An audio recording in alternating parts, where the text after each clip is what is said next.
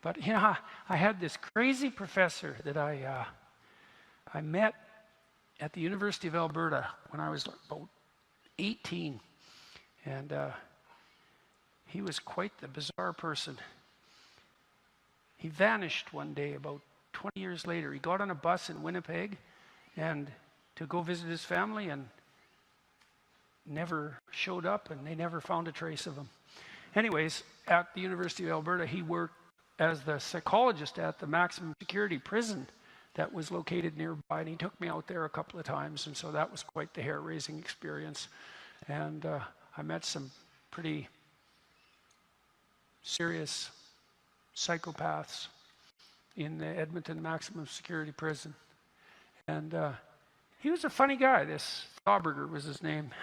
He used to give us multiple choice tests. He did a course on creativity, and now and then he'd throw in a multiple choice test question, and all 4 answers would be the same, which I thought was, that was creative, and it was certainly funny, I thought. And some of the students really hated him, but I thought he was great. He was really cool. And what did he say about suicide? You can always do it tomorrow. Yeah, well, that's pretty good. It's pretty good. That's a pretty good piece of advice. It's like, you don't get to do it twice if you're successful. So is it not possible just to wait? Can you just wait? And that's pretty generic advice, but it's definitely worth thinking about, because it's final act. And I would say too, let people around you know. You don't want to keep that a secret. And if you don't have anyone to tell, really it's time to go to the hospital and tell someone. And you tell, when you go to the hospital, you say, I'm suicidal. And I have a plan, and here's my plan. And that's, by the way, how you assess someone for suicidality, because depressed people, lots of people get depressed, will have suicidal thoughts, and they're far from rare. And so then you might ask yourself, well, how do you know when someone's suicidal? And they're suicidal when they say to you, you say, well, do you ever think self-destructive thoughts? And they say, yeah, in my father's house, there's a basement and there's a pistol down there, and it's in the top right-hand corner of the bureau, and I know the bullets for that gun are in the bottom left-hand drawer, and I've taken that gun out of that drawer and I've toyed with it, and I thought, my parents are leaving next week for a weekend, and they won't be back, and I could go into the bathroom and put the barrel in my mouth and end it. It's like, that's a suicidal person. And you know that because they're not just being plagued by vague thoughts. They have a fully detailed, implementable vision of their death, and that's not good. And so if there's anybody in the audience who has that sort of fully fleshed out fantasy, I would say, tell someone, or more than one person. Tell the closest person you have to someone who cares, and if you don't have anybody to tell, then go to the hospital and tell them, because the probability is pretty high if you're suicidal that there's actually something wrong with you, that you're ill in some manner, and maybe you're depressed, but there's a lot of reasons to be depressed. Sometimes you might be depressed because you just have a terrible life, and that's very complicated.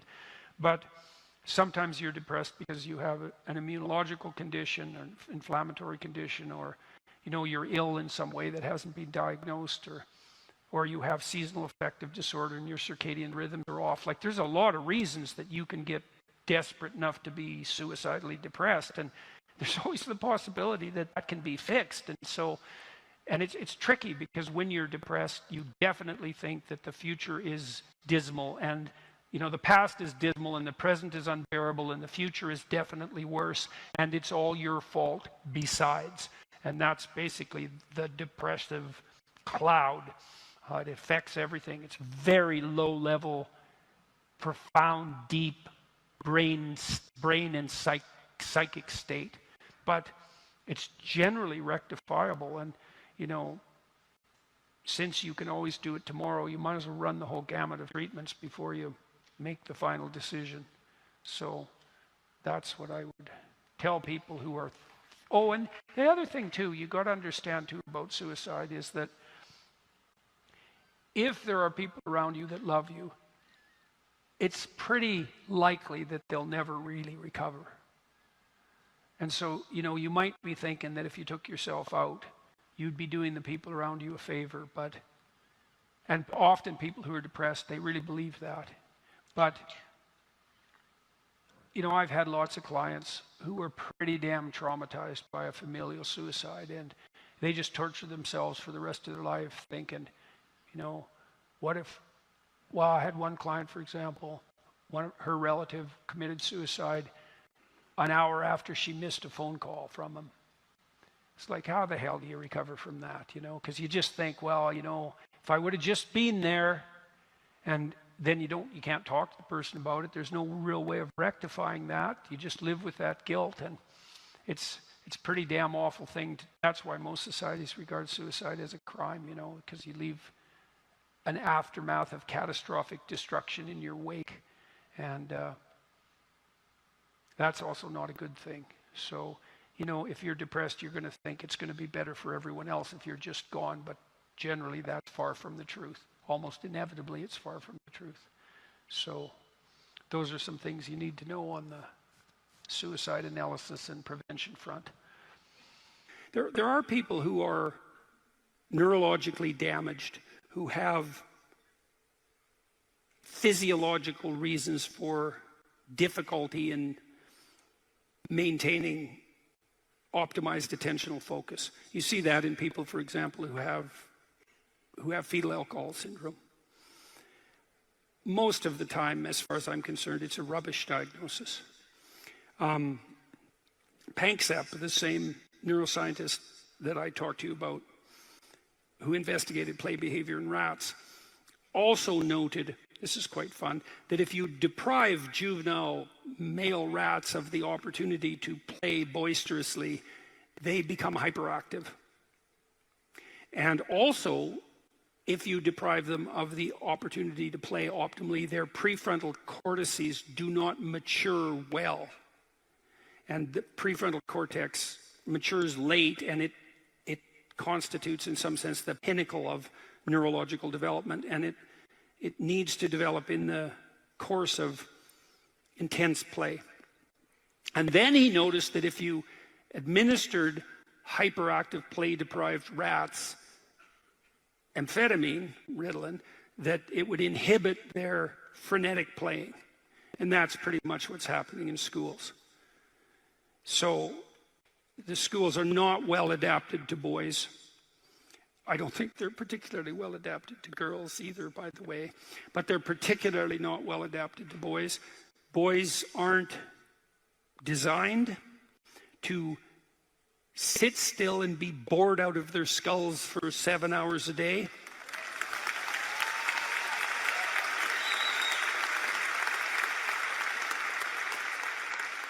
And there are boys with particular temperaments who are even less inclined to be able to do that. So, for example, if you're extroverted, highly social, possessed by a fair bit of enthusiasm and positive emotion, then you're going to appear more hyperactive. If you're creative, then your attention is going to be fragmented in some sense by the multiplicity of your interests. So if you're creative and extroverted, then you have both of those working against you in terms of your quiescent adaptation to the school environment. If you're disagreeable, which is also more likely if you're male, then you're quite likely to push back against what you see as stupid, arbitrary rules.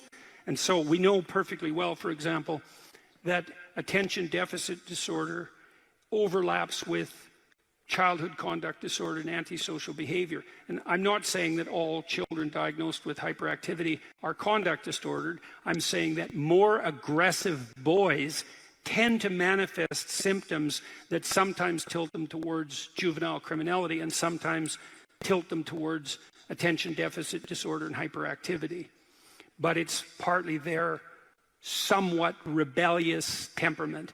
And so if you're disagreeable and extroverted and creative, then why wouldn't you be hyperactive?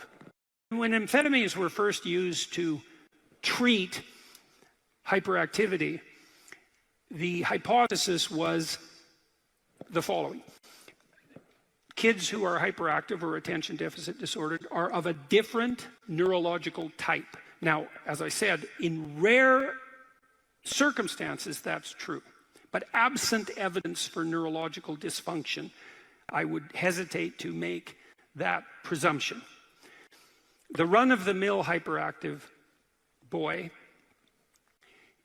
if you put him on amphetamines, Ritalin, his attentional focus improves. Now, the original hypothesis was that's because these abnormally neurologically structured hyperactive boys have a paradoxical reaction to amphetamine administration. It calms them down, whereas with normal people, they become more stimulated, okay? There's a word for that theory, and the word is wrong. Okay, so more intelligent and differentiated analysis has indicated that if you give any child amphetamines, the grip of what they're attending to is stronger.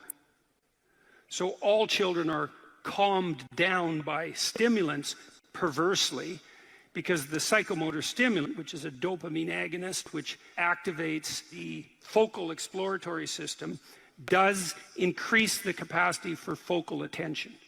But it does that with all children. And so a positive reaction to amphetamine in relationship to attentional focus is no indication whatsoever, even in the most minute manner, that the diagnosis was correct. And so I don't buy it, except in these rare cases, is that we use amphetamines to conveniently modify the behavior of bored boys because we're too stupid to construct our education systems in a manner that doesn't drive them mad.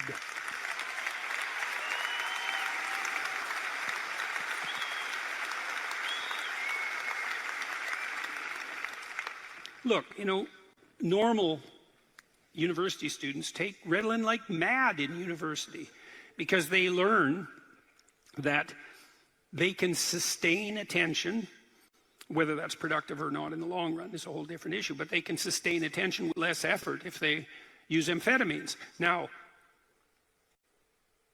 that's a degenerating game, fundamentally, like most drug use.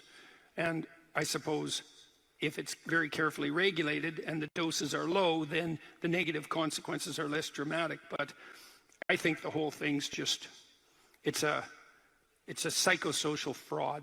It's a, what do they call that? When a system produces there's a name for a disease that's created by doctors. I can't remember it. What's the word? Iatrogenic? Iatrogenic? Yeah, that's right. Yeah, hyperactivity is an iatrogenic disease created by schools. Yeah, that's the case. So boys should play more, way more than they do, way more. They should play to the point of exhaustion in some sense every day. Really, really. They'll quit when they've had enough.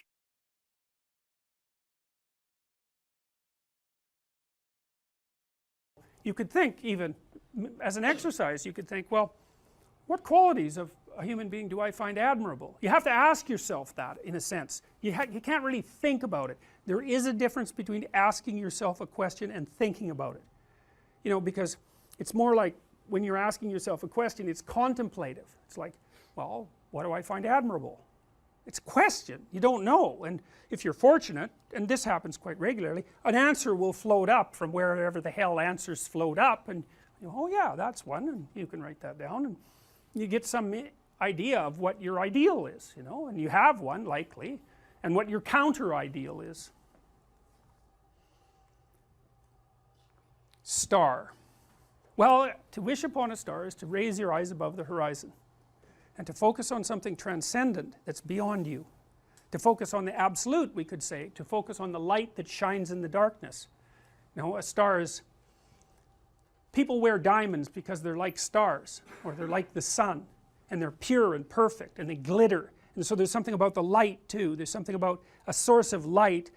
It's a source of illumination and enlightenment, and the light that shines in the darkness is a deep metaphor, right? It's what you want. You want a light to shine in the darkness, and so the star has all that. And so people wish upon a star because they have some intuition that aiming above the mundane has the potential to transform themselves. They make a wish. Well, if you're going to make a wish, you should aim at something high, and even just aiming at that is more likely to make the wish come true. And this is not metaphor. You know, I have this program which you guys are going to do called the Future Authoring Program. It's one of two assignments. One is that you write an autobiography, that's the past authoring. The other is that you write a plan for the future, that's the future authoring. I would recommend that you get started on those right now, like not right now, but like really soon, because they're harder than you think. And some of you are going to write like 15,000 words. You're going to get sucked right in. This happens all the time. You're going to get sucked right into it. And so you write an autobiography because you need to know where you are and who you are right now, because how the hell are you going to plot a pathway to the future unless you know where you are? And then you need to write about the future, because you aren't going to hit something unless you aim at it. That's for sure. And lots of times people won't aim at what they want because they're afraid. The reason they're afraid is because if you specify what you want, you've specified your conditions of failure. You know when you fail. And it's better just to keep it foggy. It's like, well, I don't know if I'm succeeding or failing, but you know, I can't really tell. Well, great, except you can't hit anything you don't aim at. And so the future authoring program is like it's an attempt to have you articulate your character. And so is the past authoring program. Who are you? And you know, the past authoring program, it asks you to break your life into epochs, and then to write about the emotional, you know, the things that you regard as important events that have shaped who you are. And you know, you may find that some of that writing makes you emotional. And I would say, if you have a memory that's more than 18 months old, roughly speaking, and when you bring it to mind, it has an emotional impact, especially a negative emotional impact. It's like part of your soul is stuck back there. And I know that's a metaphorical way of thinking about it, but what I mean is that the reason that you still experience the emotion is because you have not solved the problem that situation faced you with. It might be a real problem, like maybe you got tangled up with someone who was really bad, and that's rough, man, because you've got to come up with a theory of malevolence to deal with something like that, and that's no joke. But if it still produces emotion, it means you haven't solved the problem, and your brain is still tagging it as threat. It's a part of your territory that you did not master. Threat, threat, threat, threat, threat. And until you take it apart, and articulation really helps that, writing really helps that, then you're not going to free yourself from its grip. And that might not be that pleasant. I mean, this is one of those situations where doing it tends to produce a decrement in people's mood in the short term, but quite radical improvements 3 to 6 months down the road. You know, and it's often the case that you unfortunately have to do something you don't want to do in order to progress. It's very, very common. So, and the future authoring program asks you about different dimensions of your life, like, because you know, you can think of yourself as a personality inside your head, but you're nested in systems that transcend you, and they're just as real as whatever's in your head. It's like, well, what do you need for life? Well, that's pretty easy actually. Some friends, that's a good thing. Intimate relationship, that's a good thing. A family, you know, either the one you're going to produce or the one that you come from, where people to some degree love and care for one another. That's a good thing to work on. You need some plan for your career. You've got to fit in somewhere that people regard as important and that they'll trade with you so that you can live. You need something worthwhile to do with the time that you're not at work, and you need to pay attention to your mental and physical health, and you need to regulate your use of substances, which is a strange one, but alcohol does lots of people in, so it's worth thinking about. That's why we put it in there. So then it's like, okay, what the hell do you want? What do you want from your friends? What do you want from your family? What do you want from your career? If you could have what you wanted, and that's what the program asks you, 3 to 5 years down the road, you get to have what you want. Now, I'm assuming that you're going to approach this like, you know, reasonable adults and not like 13-year-old dreamers. I think I want the most expensive yacht in the world. It's like, fine, but, you know, that isn't really what, it's supposed to be more concentrating on your character. And so, then it asks you to write for 15 minutes without thinking too much about grammar or sentence structure, any of that, about what your life could be like 3 to 5 years down the road if you were treating yourself like someone you cared for and you were helping them figure out what they wanted.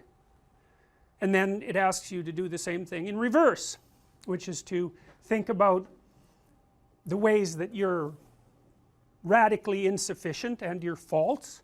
And everyone knows this, I think, you know, maybe not, but everyone has a sense of if they were going to degenerate, how they would do it. You know, some people would be an alcoholic, some people would be a street person. It's like there's some doom thing out there that's got your name on it if you're particularly incautious and, you know, don't and let things fall apart. So I want you to write about that. What do you not want to have happen in 3 to 5 years? And there's psychological reasons for this, eh? One is, if you have something to aim for, that's a source of positive emotion, because your positive emotion is mostly generated by evidence that you're moving towards something that you value. It's not generated so much by accomplishing something, because when you accomplish something, you're just left with the problem of whatever you're going to do next. So you graduate from university, it's like, you know, hooray, one day you're at the peak of your undergraduate university career, the next day you're unemployed and looking for a bad job at Starbucks. So, you know, well, you see what I mean. It's, you know, it's that, you know, one problem that you solve is replaced by another problem. And so the idea that you're going to be happy when you solve all your problems is like, good luck with that theory. But, you know, if you're aiming at something worthwhile and you really believe it's worthwhile and you've thought it through, you know, so that you're not weak, you've got your damn arguments mustered, then when you make progress, even a little bit, you think, hey, that's all right, and you get a little kick, you get a little dopamine kick, and that's what you want, because that's where your positive emotion comes from. You can use cocaine if you want, but but you know, that tends to have relatively detrimental medium to long-term consequences, but it activates the same system. So you have to be aiming at something, and you should be aiming at something that's realistic, that you want, that you could get, you know, like not easily, because if it's easy, in some sense you've already got it. It's got to push you, that's part of the pleasure actually, because there's two things that you want to do when you're pursuing something that's important, and one of them is to get the thing that's important, but the other is to make yourself better at pursuing things, right? So you can get both of those at the same time. You're aiming at something and you're increasing your competence. It's like, that's a good deal, and there's a lot of intrinsic meaning to be felt in that. And then the second half of the program, you write out a plan for how you're going to do it and how you're going to keep yourself on track, and you're going to write about why it would be good for you if you did this, and why it would be good for your family, and what possible benefits it would have to the community, you know, because you want to nail this thing down, and then you want to figure out what kind of obstacles are going to come up and how you might overcome them and how you might keep yourself on track and all of that. And we know, because we've actually done a lot of research on this particular program, that if university students do this, and this is more true if they're not too well oriented to begin with, if university students do this, they're about 25% less likely to drop out, which is a lot, and about their grade point average increases about 20%. So hooray for that, you know, because you never know when you develop an intervention if it's going to work. There's also evidence, but not from my lab, that doing such things improves your physical health, and I think the reason for that is that, you know, when you go over your autobiography and you scour out those negative places that you're sort of dragging along with you, it lowers your overall stress load, because your brain is kind of, I think it's calculating how dangerous the world is by attending to the ratio of successes to failures that you've had in your life, something like that. And so you know, if there are holes in your map that you could still fall through, then your brain regards the territory still as a bit on the dangerous side, and then you're more prepared for emergency action, and that's hard on you. So you want to go back there and fix up those experiences. I wouldn't consider myself either naive or particularly optimistic person. I don't think I'm either of those. But this is actually an idea, this is one of the only ideas that I've ever found that I really believe to be rock solid. I actually think that it's true. And it's very optimistic, because it says you can use your sense of meaning to calibrate your progress through life. But there's rules. You have to aim at the highest possible good that you can conceive. Now, and that's subject to update, because what the hell do you know? But you start by aiming at the star you can see rather than the dimmer one that you can't yet perceive. And then you decide that you're going to do that honestly, right? That's a big decision. So the first decision, I think, in some sense, is a decision of love. You're going to decide that being is worthwhile and that you're going to work for its betterment. And that's a decision that's based on love. And the second decision is based on truth. Having made that decision, you're going to play a straight game. Having made those two decisions, I think that you can allow your sense of meaning to calibrate your pathway. And then what's so interesting is that you hit a state that's as close to paradisal as you're going to hit right away, because being engaged like that, it's better to be engaged in the solution of a complex problem than not to have a problem at all. And that's no different than saying it's better for there to be being than non-being, because being is a problem. And so if you want to have no problems, then you have no being. And you could say, well, being is so miserable that maybe that's the route we should take. And fair enough, but maybe you can have your cake and eat it too. You can have the damn problem. It can be a problem worth solving, and you can be so engaged in solving the problem that it justifies the fact that the problem exists. And then you get to have the problem and the solution at the same time, and maybe that's better than not having the problem at all. And I believe that, because one of the things I have seen, and I've seen this being so interesting when I've been lecturing to people, especially more recently, and this has also manifested itself on YouTube. I'm talking to people a lot about responsibility, and it's young men in particular that seem to be responding to that. And I think that's partly because I think that young women, in some sense, have their responsibility map already laid out for them. It's also less voluntary in some sense for women, because they have more complicated problems to solve in the first part of their life, right? Because they have to get the family problem solved. But whatever. I've been talking in a very delineated manner about responsibility, which is a strange thing to sell to people, but responsibility is what gives your life meaning. And so then you might say, well, then take on ultimate responsibility. And what happens? You have an ultimately meaningful life. And then you might say, well, if your life is ultimately meaningful, doesn't matter if it's punctuated by tragedy or even predicated on tragedy. It's worth it. And I think that's true. And everything I've seen indicates to me that's true. Every time I get my clients to take on more responsibility, you know, and it isn't an injunction. You're a bad person, you should take on responsibility. It has nothing to do with that. You can define the damn responsibility. It isn't something that someone else should impose on you. It's not a matter of doing what you should do in some abstract manner. It's not that. It's the choice of what game you're going to play. And you know, you can play the game of the seeker, I would say, and if you play that game, then everyone wins. And it's the best game you can play. And so the answer, in some sense, to the tragedy of life, to the catastrophe of life, to the fall, is to adopt the responsibility of mortality that goes along with that, and to play that game maximally. And paradoxically, it's in the willingness to do that the solution emerges. And I have done my best with every single thing I've talked to you guys about. I have done my best to do what Dostoevsky does in his novels, which is I make a proposition and then I spend months or years trying to figure out if I can take the bloody thing apart, if there's something wrong with it, because I want to find out. I want to hit it with a hammer and see if it breaks. And what I've been trying to do is to tell you all the things that I've gathered, let's say, or laid out or articulated or discovered over the last 30 years that I have not been able to break with the biggest hammer that I could take to them. And I guess that's the fundamental one, is that I believe that the idea that lurks in these images, derived from very different cultures, it's the same idea. Life is suffering. Right, indisputable. What do you do about that? You voluntarily accept it and then strive to overcome the suffering that's a consequence of that. And you do that for you, and you do that in a way that makes it better for other people. And then that works. And one question might be, well, how well does it work? And the answer is, the only way that you can find out is by trying it.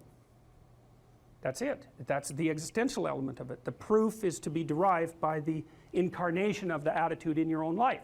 No one can tell you how it will work for you. It's the thing that your destiny is to discover that. And you have to make the decisions to begin with. It's like, because you can't do this without commitment. You have to commit to it first. That's the act of faith that Kierkegaard was so insistent upon. You have to say, I'm going to act as if being is good. I'm going to act as if truth is the pathway to enlightenment. I'm going to act as if I should pursue the deepest meaning possible in my life. And there's reasons to do none of those. They're real reasons. So it's really a decision. But you can't find out what the consequence of the decision is unless you make the decision. I think the same thing happens when you get married, by the way. Is that if you think you might leave, you're not married.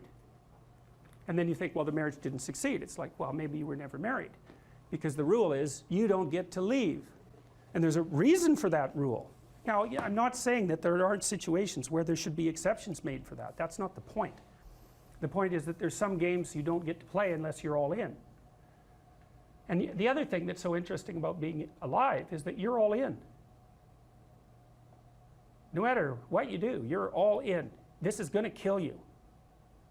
So I think you might as well play the most magnificent game you can while you're waiting. Because do you have anything better to do? Really? Why not pick the best thing possible that you could do? Why not do that? Maybe you could justify your wretched existence to yourself that way. I think you could. That's what it looks like. You know, people find such meaning in the responsibilities they adopt, it stops making them ask questions about what life is for. If you have a newborn child, for example, like unless you're really in a bad way, psychotically depressed, or maybe your personality really needs some retooling, you stop thinking about anything but ensuring that that baby is doing well. And if someone comes along and asks you an existential question about your commitment to that, the right response is, why are you asking me such stupid questions when this is manifesting itself right in front of your eyes? Like, how blind can you be? That isn't a time for questions about the meaning of life. The answer is right in front of you. And if you can't see it, it's not because life has no meaning, it's because you're blind. I mean, that's what the image of the Virgin Mother and the child is all about. It's like, what's the answer to the meaning of life? Here's an answer. It's like, well, I'm going to criticize that. Well, go right ahead. You know, it's like what you're like a what do you call that? A termite gnawing on a temple.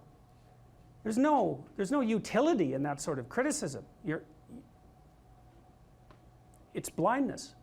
And it's the same thing with regards to the path of the hero. It's like it glistens in front of you and you can criticize it. It's like, fine. Put the cart before the horse and see how far you get.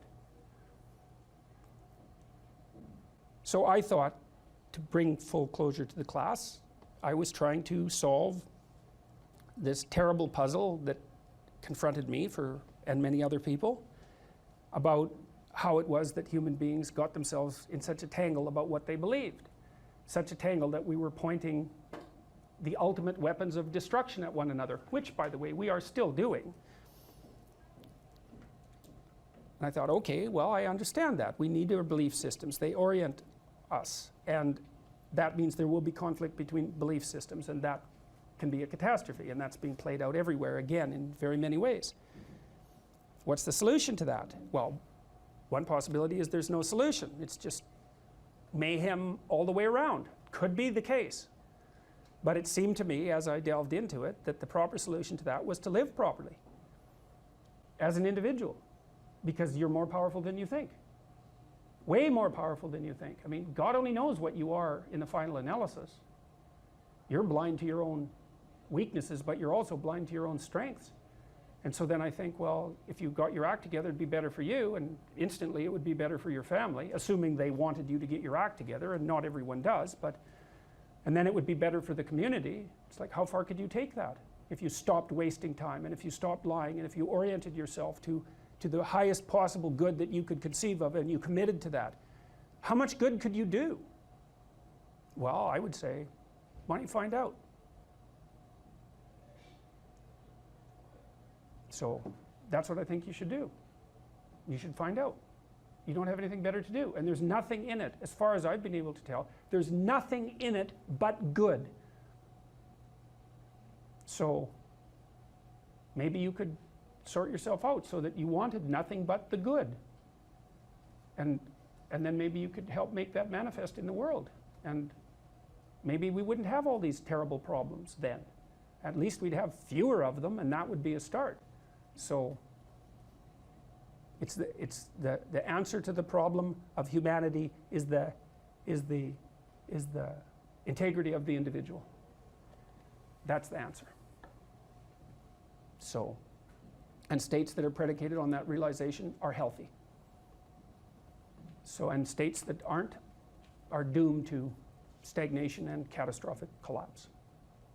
And personalities that are predicated on self-tyranny and the tyranny of others are doomed to collapse. So, and then you think, well, what's the barrier? And the barrier is, are you willing to accept the responsibility? And part of the answer to that is, reduce the damn responsibility until it's tolerable. You don't have to fix everything at once. You could just start by fixing the things that you could fix. Or you could even do it more. You could do it with even less self-sacrifice. You could start by fixing only the things that you want to fix. God, you can get a massive way that way. So do it. See what happens. That's what you should have been taught in university right from the beginning. It's like, aim at the highest good. Tool yourself into something that can attain it. And go out there and manifest it in the world. And everything that comes your way will be a blessing. And so all you have to do is give up your resentment and your hatred. I know that's a hard thing to give up because you have plenty of reason for it. That's probably a good place to stop. So it was a pleasure. Most people have problems in living. They don't have psychological problems. Very frequently what I'm doing as a therapist is helping people have a life that would work. You know, and you can parameterize that. It's like, what do you need? How about some friends? That people kind of like that. How about an intimate relationship with someone that you can trust, that maybe has a future? That'd be good. How about a career that puts you in a dominance hierarchy somewhere, so at least you've got some possibility of rising, some possibility of stabilizing yourself, and a schedule and a routine, because no one can live without a routine. You just forget that. If you guys don't have a routine, I would recommend, like, you get one going, because you cannot be mentally healthy without a routine. You need to pick a time to get up. Whatever time you want, but pick one and stick to it, because otherwise you dysregulate your circadian rhythms and they regulate your mood. A schedule, that's a good thing, man. Your brain will thank you for it. It will stabilize your nervous system. With a bit of a plan, that's a good thing. Strategizing. Make a career plan. Figure out how to negotiate, because that's bloody important. Figure out how to say what you need. Figure out how to tell the truth to people. Figure out how to listen to your partner in particular, because if you listen to them, they will actually tell you what they want, and sometimes you can give it to them and maybe they'll return the favor, and if you practice that for like 15 years, well, then maybe you're constantly giving each other what you want. Well, hooray, that would be good. Well, so you're moving from point A to point B in your little circumscribed world. You've made everything invisible, and as long as that works, then your theory's good enough. It's accurate enough. It's true enough. You're in your little paradise. But if something comes up and objects, well, that's where your character is tested fundamentally. That's the character test. It's like, what do you do with messages of error? And that's a tricky issue. Okay, so here's a solution to that. Here's what not to do. I am a bad person. I got to see myself. I'm a bad person. I might as well just go jump off the bridge. It's like, no, that's not good, because what that means is that every time you try to learn something, you're going to make a mistake, because what do you know? So you're going to make mistakes. And if the rule is every time you make a mistake, you're going to go jump off the bridge, then that's not a useful problem-solving strategy. And so when you make a mistake, you don't get to beat yourself to death with a club. It's a bad strategy, and you'll have your internal tyrant in there who's perfectly happy about doing that. That's the, overactive superego that Freud talked about. Maybe it came to you via a parent who was too authoritarian, or a grandparent, or maybe it's just you because you're disagreeable and neurotic, and so you'll take or hyper-conscientious, you'll take yourself apart.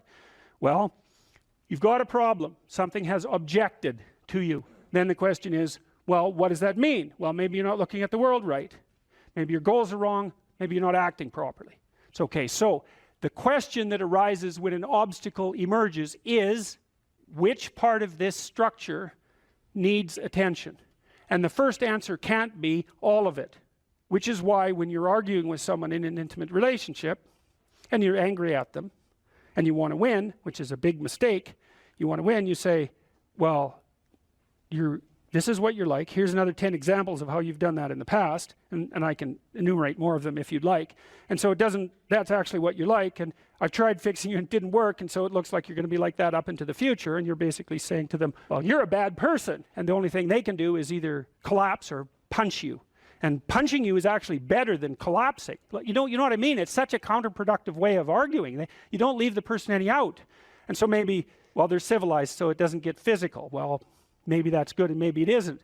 But then they end up either really not happy with you in a way that they will manifest the first possible opportunity they get, or they have to go off in the corner and cringe. It's like, great, you won. It's like now your partner's either hates you or is cringing. It's great. That's a real good victory, man. Rack up about 100 victories like that and you'll be in divorce court and spending $250,000 while being miserable about it. Yeah. So anyway, something objects to you and you think, okay, well, I need to take myself apart, right? Because there's a piece that's broken somewhere, and then you might think, well, let's assume it's a little piece to begin with. That's the right mechanism. It's like, okay, you got a C-. That doesn't prove that you're stupid. Now, it implies that you might be stupid, but it doesn't, right, really, it does, and that's why you don't want to look at it. Maybe it implies that you're lazy, or implies that you're ignorant, or like it implies all sorts of terrible. Might imply that you're a bad person even. But you don't want to leap to that, and that's sort of the proclamation of innocence before guilt. Assume that you're the least amount of reprehensible and ignorant possible.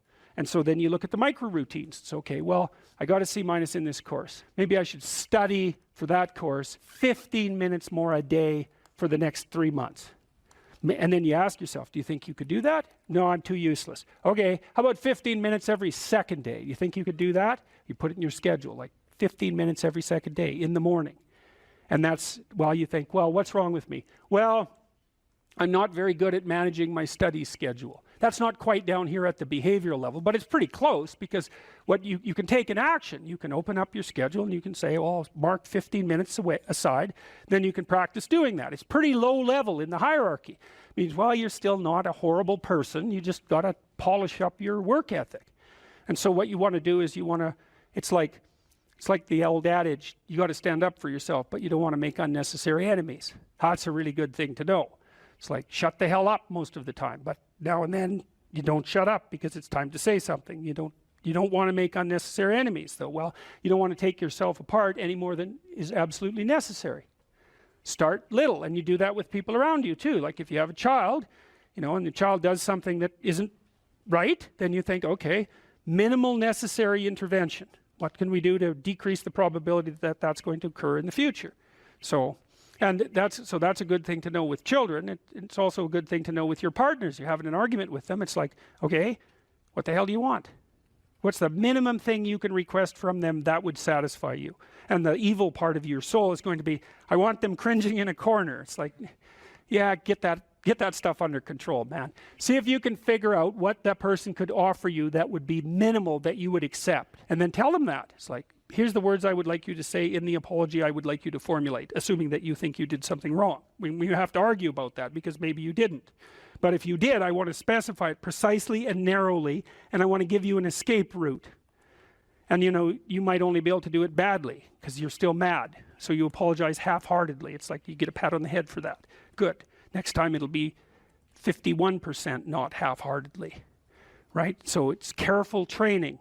It's careful training of yourself and other people with the goal in mind, but also with the least amount of harshness possible.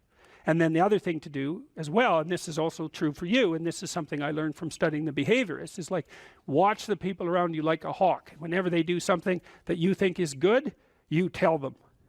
That's wisdom, man. You'll get so far with that you cannot bloody well believe it, because most people, they're afraid of any number of things, but one of the things they're really afraid of is that now and then they'll creep out of their cynical shell and try to do something good. It's like they're popping out this thing that's unbelievably vulnerable. They'll try to do something good and creep right back into their persona, and they'll look around and see if anyone noticed, and sometimes they'll get punished for it, and then they won't do it again. So don't do that. But then now and then you think, hey, I saw you do this, that was actually pretty good, and they think, oh, wow, someone noticed. It's like, wow. And then they'll think, yeah, I could do that again. And if you want to live with someone for a long period of time, I would say every time they do something that you would like them to do more of, number one, notice. Number two, tell them, right? Because I know you don't want to, because you really want to dominate them, and you don't want them thriving, because then they'd be competition to you, and you wouldn't be able to go complain to your mother about what a miserable partner you have, and you know how delightful that is. So you have to forego all that pleasure if you actually help your person develop. So you got to get over all that. It's really annoying. So you've got this person pegged as, yeah, you're stuck with them, and maybe it's the best you can do, but you got one eye open. And then every time they do something good, you don't want to notice, because if that elevated them a little bit, you wouldn't be able to feel so resentful and miserable and keep your eye open for the next possible affair. And that is what people are like. That is what people are like, and that's what you're like too. That's what people are like. So you got to decide if that's what you want, or you want to help the person that you're with grow. Now it's dangerous because they might outshine you. Well, good. Then you have someone to compare yourself to. That'd be a good deal. It's really rough with kids, because parents will stop their children from succeeding beyond them. They get jealous, and then they'll put them down, and then they have kids that do not like them, and they'll pay for it.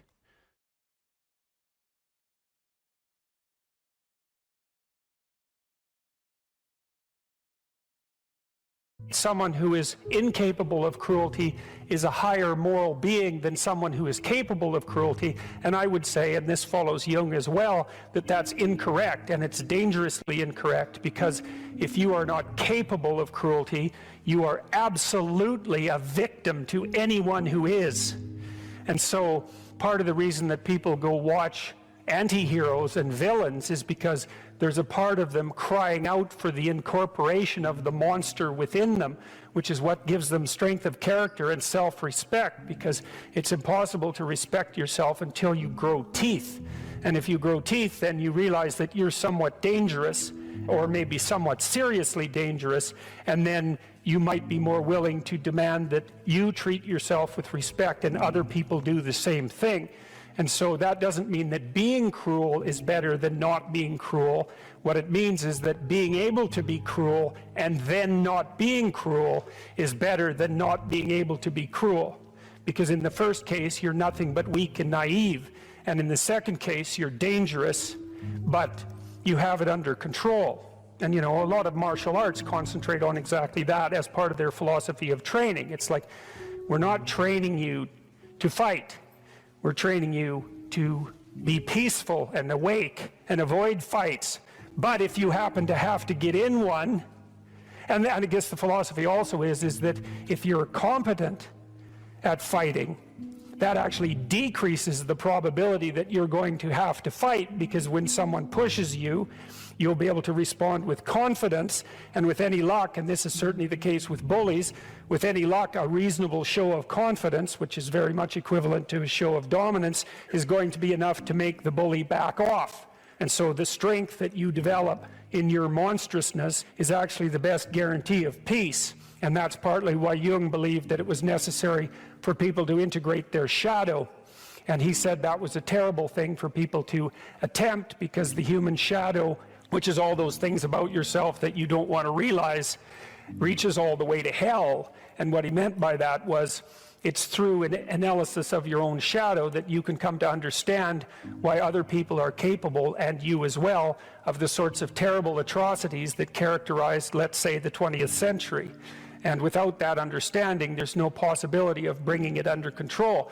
When you study Nazi Germany, for example, or you study the Soviet Union, particularly under Stalin, and you're asking yourself, well, what are these perpetrators like? Forget about the victims, let's talk about the perpetrators. The answer is, they're just like you. And if you don't know that, that just means that you don't know anything about people, including yourself. And then it also means that you have to discover why they're just like you. And believe me, that's no picnic. So that's enough to traumatize people, and that's partly why they don't do it. And it's also partly why the path to enlightenment and wisdom is seldom trod upon, because if it was all a matter of following your bliss and doing what made you happy, then everyone in the world would be a paragon of wisdom. But it's not that at all. It's a matter of facing the thing you least want to face.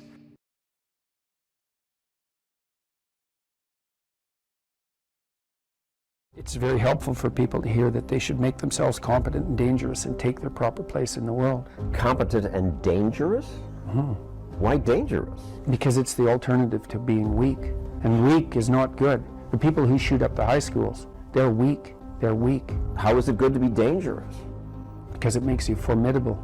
And life is a very difficult process. And you're not prepared for it unless you have the capacity to be dangerous. That doesn't mean that you should be cruel. It doesn't mean any of that. There's a statement in the New Testament, the meek shall inherit the earth. But the meek isn't well translated.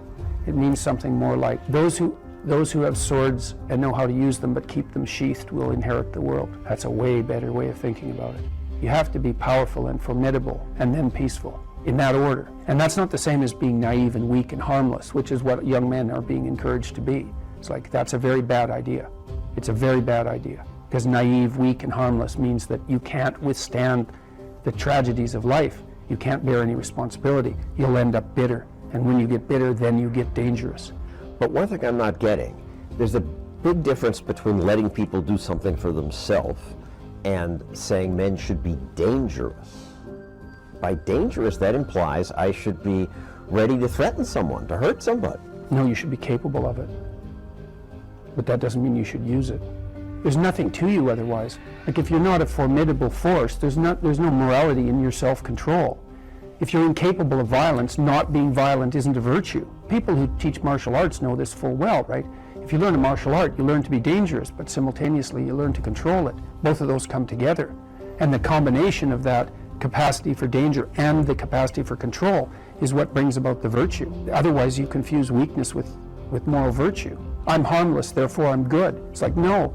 That isn't how it works. That isn't how it works at all. If you're harmless, you're just weak. And if you're weak, you're not going to be good. You can't be, because it takes strength to be good. It's very difficult to be good.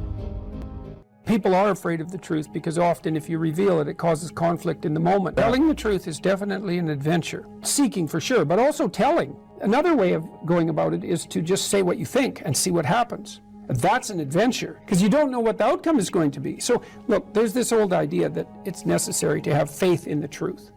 And so here's a way of thinking about that. Someone asks you a question and you might think, well, here's the outcome I want, and so here's how I'm going to answer that question. So that's one way of approaching it. But another way of approaching it is, you ask me a question, I'm going to think about the answer, and I'm just going to tell you what I think. And it doesn't matter what the outcome is, because I'm willing to see what the outcome will be, predicated on the idea that there isn't a better outcome than the one that truth produces. Even if it's harsh and terrible in the short term, and sometimes it is, it's like there isn't a better way of doing it. Now, you might say, well, how do you know that? And the answer is, well, I don't know that. That's why it's an article of faith, because I believe, and I believe this deeply, the being that you produce as a consequence of telling the truth is good, by definition, even though it's harsh and often uncomfortable, because you get in trouble.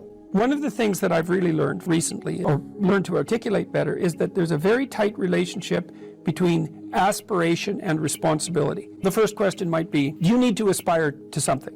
And the answer is, well, yes, because you have to do something. If you just sit there, you'll die. You can't just sit there. You have to go act out in the world. Okay, so act towards what? Well, that's whatever your aspiration is. You have to have an aim. Okay, well, what should the aim be? Well, it should be something worth doing, let's say. Why do something that you don't feel is worth doing? What do you think's worth doing? Well, if you watch other people and you judge when they're doing something worthwhile, you usually judge them positively if you see that they're taking responsibility, at least for themselves. What, do you want to be completely useless so other people have to take care of you? That's pretty pathetic. And maybe you could get your act together so you're taking care of yourself and your family. And maybe you could even do better than that and take care of yourself and your family and your community. Well, good for you. That's responsibility, and that's an aim.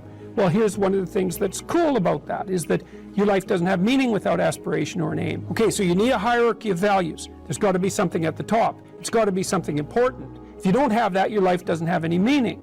So if you criticize the hierarchy, or even the idea of hierarchy, you destroy the idea of aspiration, and then people have nothing. Well, that's not helpful. People are built for a struggle and they're built for a weight, and you want to take on a heavy burden voluntarily. See if you can put yourself together. See what you can do out in the world while you're waiting to die. It's an all-in game. It better be worthwhile. You need a family, you need friends. Like, you don't need to have all these things, but you better have most of them. Family, friends, career, educational goals, plans for, time outside of work, attention to your mental and physical health, etc. That's what life is about. And if you don't have any of those things, well, then all you've got left is misery and suffering. So that's a bad deal for you. So, number one, specify your damn goals, because how are you going to hit something if you don't know what it is? That isn't going to happen. And often people won't specify their goals too, because they don't like to specify conditions for failure. So if you keep yourself all vague and foggy, which is real easy, because that's just a matter of not doing as well, then you don't know when you fail. And people might say, well, I really don't want to know when I fail because that's painful, so I'll keep myself blind about when I fail. That's fine, except you'll fail all the time then. You just won't know it until you've failed so badly that you're done. And that can easily happen by the time you're 40. You would like to be productive and have a good life, and that's how you make the schedule. It's like, and then you look at the day and you think, well, if I had that day, that'd be good. Great, and you're useless and horrible, so you'll probably only hit it with about 70% accuracy, but that beats the hell out of 0, right? And if you hit it even with 50% accuracy, another rule is, well, aim for 51% the next week, or 50.5% for God's sake, because you're going to hit that position where things start to loop back positively and spiral you upward. So that's one way that you can work on your conscientiousness, is to plan a life you'd like to have. And you do that partly by referring to social norms. That's more or less rescuing your father from the belly of the whale. But the other way you do that is by having a little conversation with yourself about, as if you don't really know who you are, because you know what you're like. You won't do what you're told. You won't do what you tell yourself to do. You must have noticed that. It's like you're a bad employee and a worse boss, and both of those work for you. You don't know what you want to do, and then when you tell yourself what to do, you don't do it anyways. But, my point is that you have to understand that you're not your own servant, so to speak. You're someone that you have to negotiate with. And you're someone that you want to present the opportunity of having a good life to. And that's hard for people, because they don't like themselves very much. They're always like cracking the whip and then procrastinating, and cracking the whip and then procrastinating. And it's like, God, it's so boring and such a pathetic way of spending your time. And you know what that's like, because you probably waste like 6 hours a day. What you do now is going to multiply its effects in the future. And you need to know what your damn time is worth. One of the things you should be asking yourself is, when you spend an hour, was that, well, what if I paid someone $50 to have had that hour? And if the answer is no, it's like, well, maybe you should do something else with your time. And it depends on whether or not you think that your time's worthwhile. But the funny thing about not assuming that is, if you assume your time isn't worthwhile, what happens is you don't just sit around sort of randomly in a state of responsibilityless bliss. What you do is you suffer existentially. Someone who is incapable of cruelty is a higher moral being than someone who is capable of cruelty. And I would say, and this follows Jung as well, that that's incorrect, and it's dangerously incorrect, because if you are not capable of cruelty, you are absolutely a victim to anyone who is. And so part of the reason that people go watch anti-heroes and villains is because there's a part of them crying out for the incorporation of the monster within them, which is what gives them strength of character and self-respect, because it's impossible to respect yourself until you grow teeth. And if you grow teeth, then you realize that you're somewhat dangerous, or maybe somewhat seriously dangerous, and then you might be more willing to demand that you treat yourself with respect and other people do the same thing. And so that doesn't mean that being cruel is better than not being cruel. What it means is that being able to be cruel and then not being cruel is better than not being able to be cruel. Because in the first case, you're nothing but weak and naive. And in the second case, you're dangerous, but you have it under control. And you know, a lot of martial arts concentrate on exactly that as part of their philosophy of training. It's like, we're not training you to fight. We're training you to be peaceful and awake and avoid fights.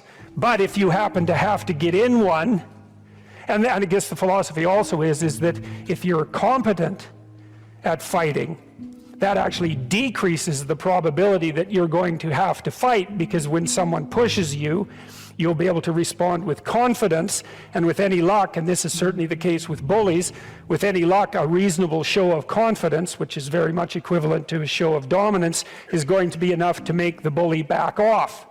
And so the strength that you develop in your monstrousness is actually the best guarantee of peace. And that's partly why Jung believed that it was necessary for people to integrate their shadow. And he said that was a terrible thing for people to attempt, because the human shadow, which is all those things about yourself that you don't want to realize, reaches all the way to hell. And what he meant by that was, it's through an analysis of your own shadow that you can come to understand why other people are capable, and you as well, of the sorts of terrible atrocities that characterized, let's say, the 20th century. And without that understanding, there's no possibility of bringing it under control. When you study Nazi Germany, for example, or you study the Soviet Union, particularly under Stalin, and you're asking yourself, well, what are these perpetrators like? Forget about the victims, let's talk about the perpetrators. The answer is, they're just like you. And if you don't know that, that just means that you don't know anything about people, including yourself. And then it also means that you have to discover why they're just like you. And believe me, that's no picnic. So that's enough to traumatize people, and that's partly why they don't do it. And it's also partly why the path to enlightenment and wisdom is seldom trod upon, because if it was all a matter of following your bliss and doing what made you happy, then everyone in the world would be a paragon of wisdom. But it's not that at all. It's a matter of facing the thing you least want to face. And it's also very much worth thinking about with regards to setting up your life in general. It's like, if you concentrate solely on your career, you can get a long way in your career. And I would say that that's a strategy that a minority of men preferentially do. That's all they do. They work like 70, 80 hours a week.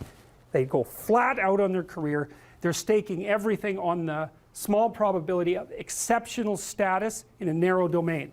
But it's hard on them. They don't have a life. It's very difficult for them to have a family. They don't know how to take any leisure activity. Like, they get very one-dimensional. Now, it may be that that unidimensionality is the price you have to pay to be exceptional at one thing, right? Because if you're going to be something like a genius level mathematician, and you want to do that for, or a scientist, say, it's like, you're in your lab all the time, you're working 70 hours a week or 80 hours a week, you're smart, you're dedicated, you're unidimensional, and that's how you get to beat all the other people who are doing that. It's the only way.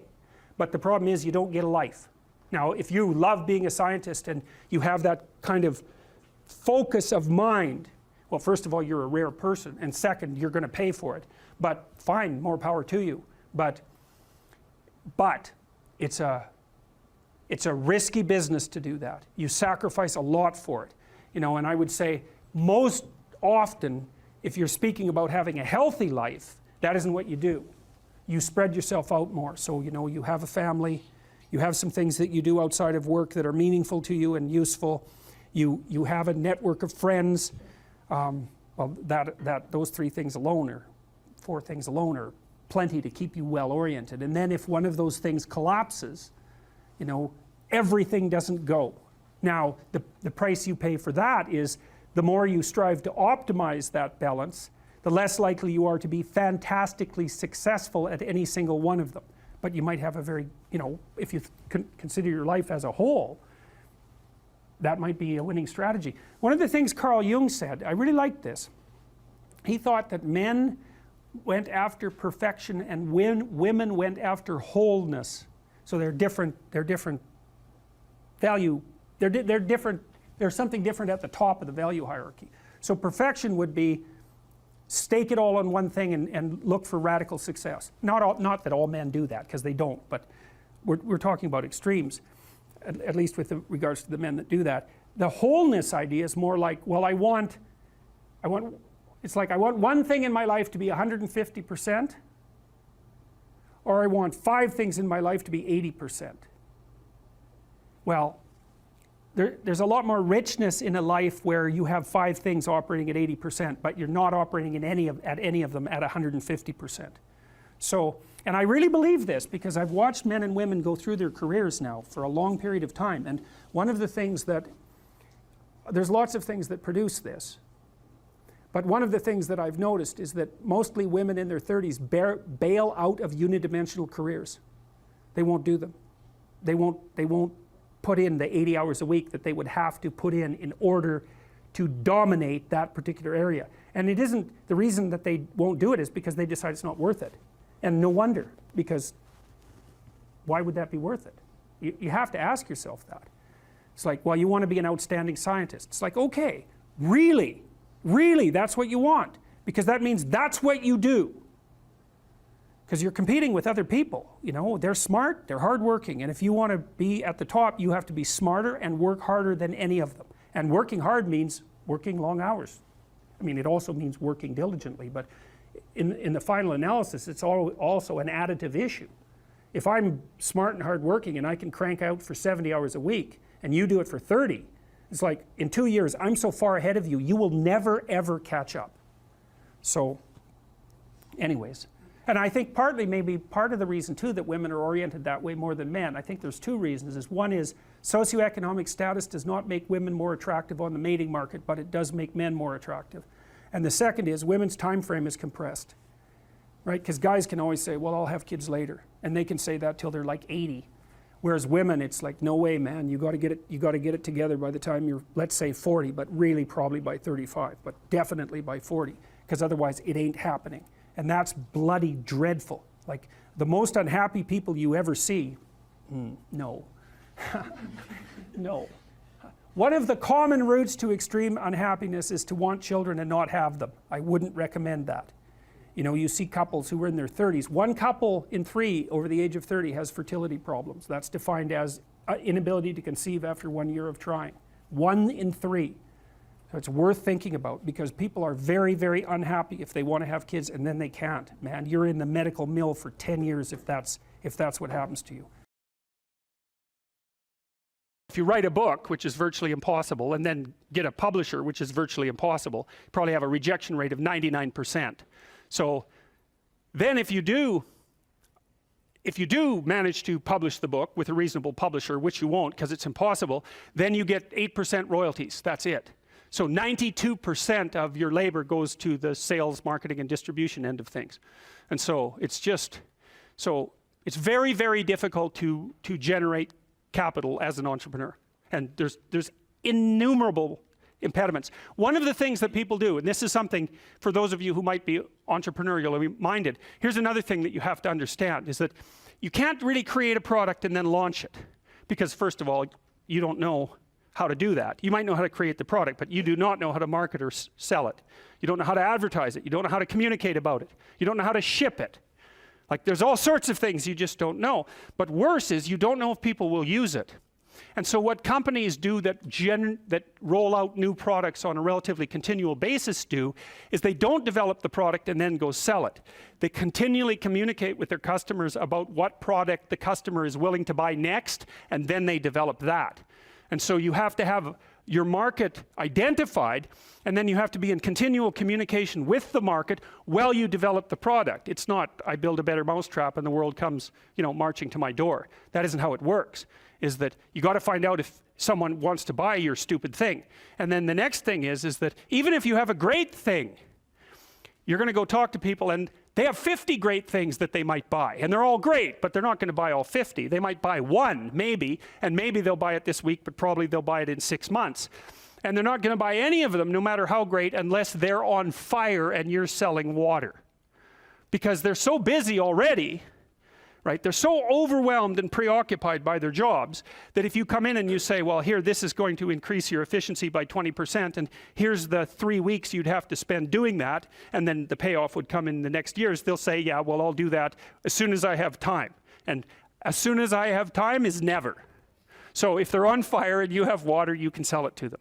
But that's all, because otherwise it's a no-go. So those are all things that are worthwhile knowing, because they're very hard to learn.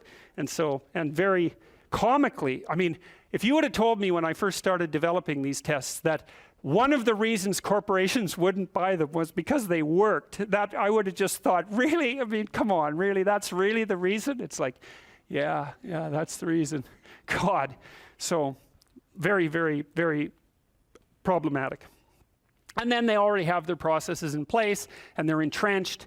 And then the next problem is, you know, you haven't got any customers. I think I told you that before. You don't have any customers and you show them the statistics, but they can't understand the statistics. And they also have 200 other people selling them things, and 50 of them are crooks. So they're just lying about what they're doing. And they can't tell the difference between the liars and the people who are telling the truth. And so they can't understand the statistics for themselves, and they can't verify them anyways. So what they ask you is, who else is using it? And if the answer is, well, everybody, then you don't even have to do the sale because you're already rich. And if the answer is nobody, then they're going to say, well, why is nobody using this? You say, well, it's the hottest thing that's come along. And they think, well, I'm not going to be the sucker who gets painted, you know, red and fired because this failed. That they do not think this might make me succeed.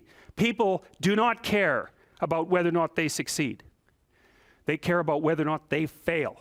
And so that's another thing, is that if you're marketing something and you can say, this will stop you from being identified as a failure, then people might be happy about that. But if you say, this will really help you succeed, it's like, yeah, no, I don't want to succeed. I just don't want to fail. I don't want to succeed. I just want to be invisible and be left alone. And if you're looking for people's fundamental motivation, that's it. It's they want to be invisible and they want to be left alone. I tell you the zebra story? Any of you know that story? Okay, I'll tell you this zebra story. Stop me if I've told it to you before. This tells you everything you need to know about human beings. So it's worth knowing. Okay, so zebras have stripes. And people say, well, that's for camouflage.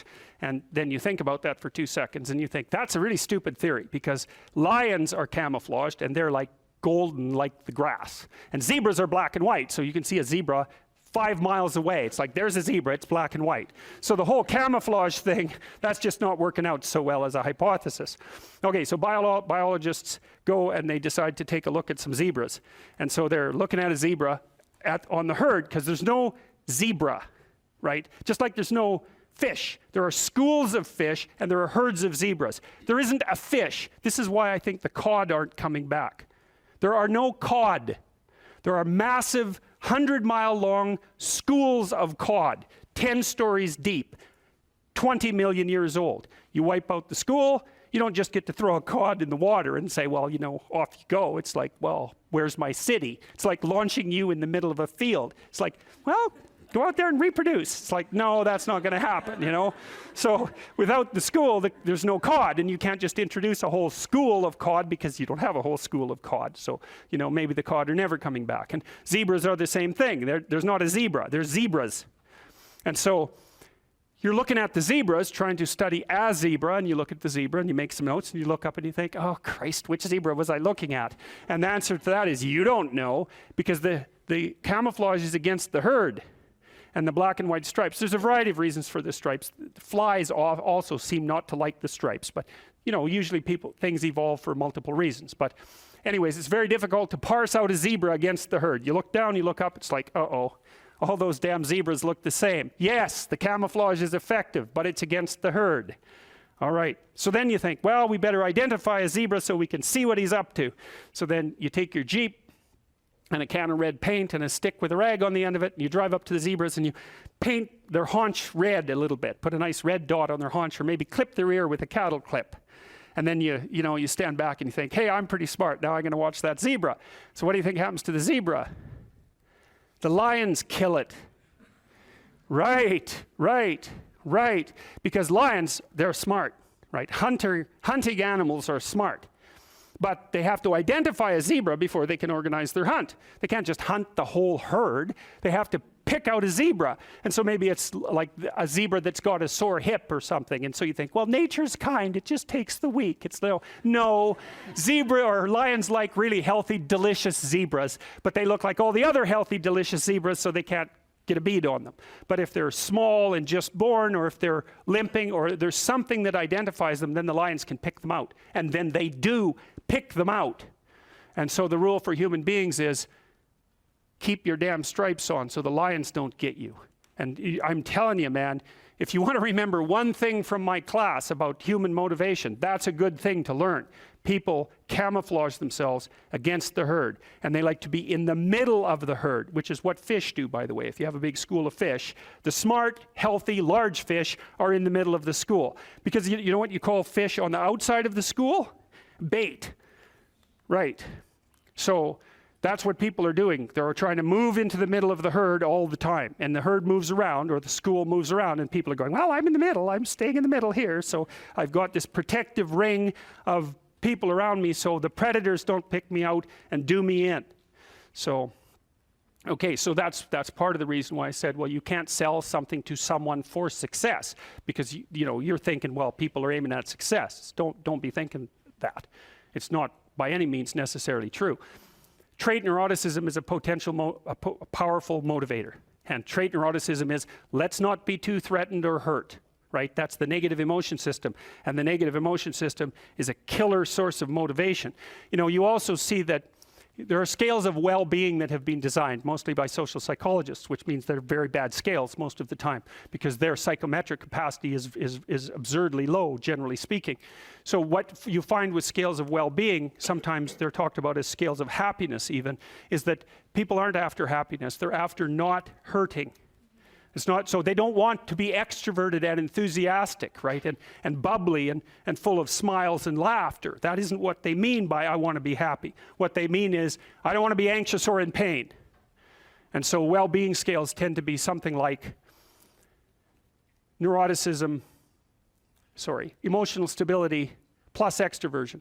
But the big loading is on emotional stability, the reverse of neuroticism. You want to avoid suffering. You don't want to be happy. You want to avoid suffering.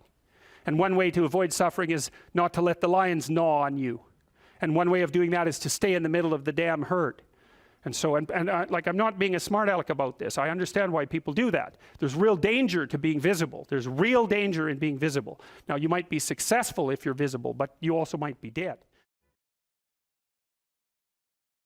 And so this is a good thing for people to know. If something bothers you, there's a billion things that could bother you. And not everything does. And so then you might ask, well, why does that thing bother you when some other thing that's equally bad doesn't? And as far as I can tell, the answer to that is because if it bothers you, that's your problem. And you might think, I don't want to have a problem. It's like, that's because you don't know that problems and opportunities are the same thing. So if a problem's crying out to you, then it could well be that your proper destiny is to address that problem, in which case it's an immense opportunity. And you saw that, exactly that.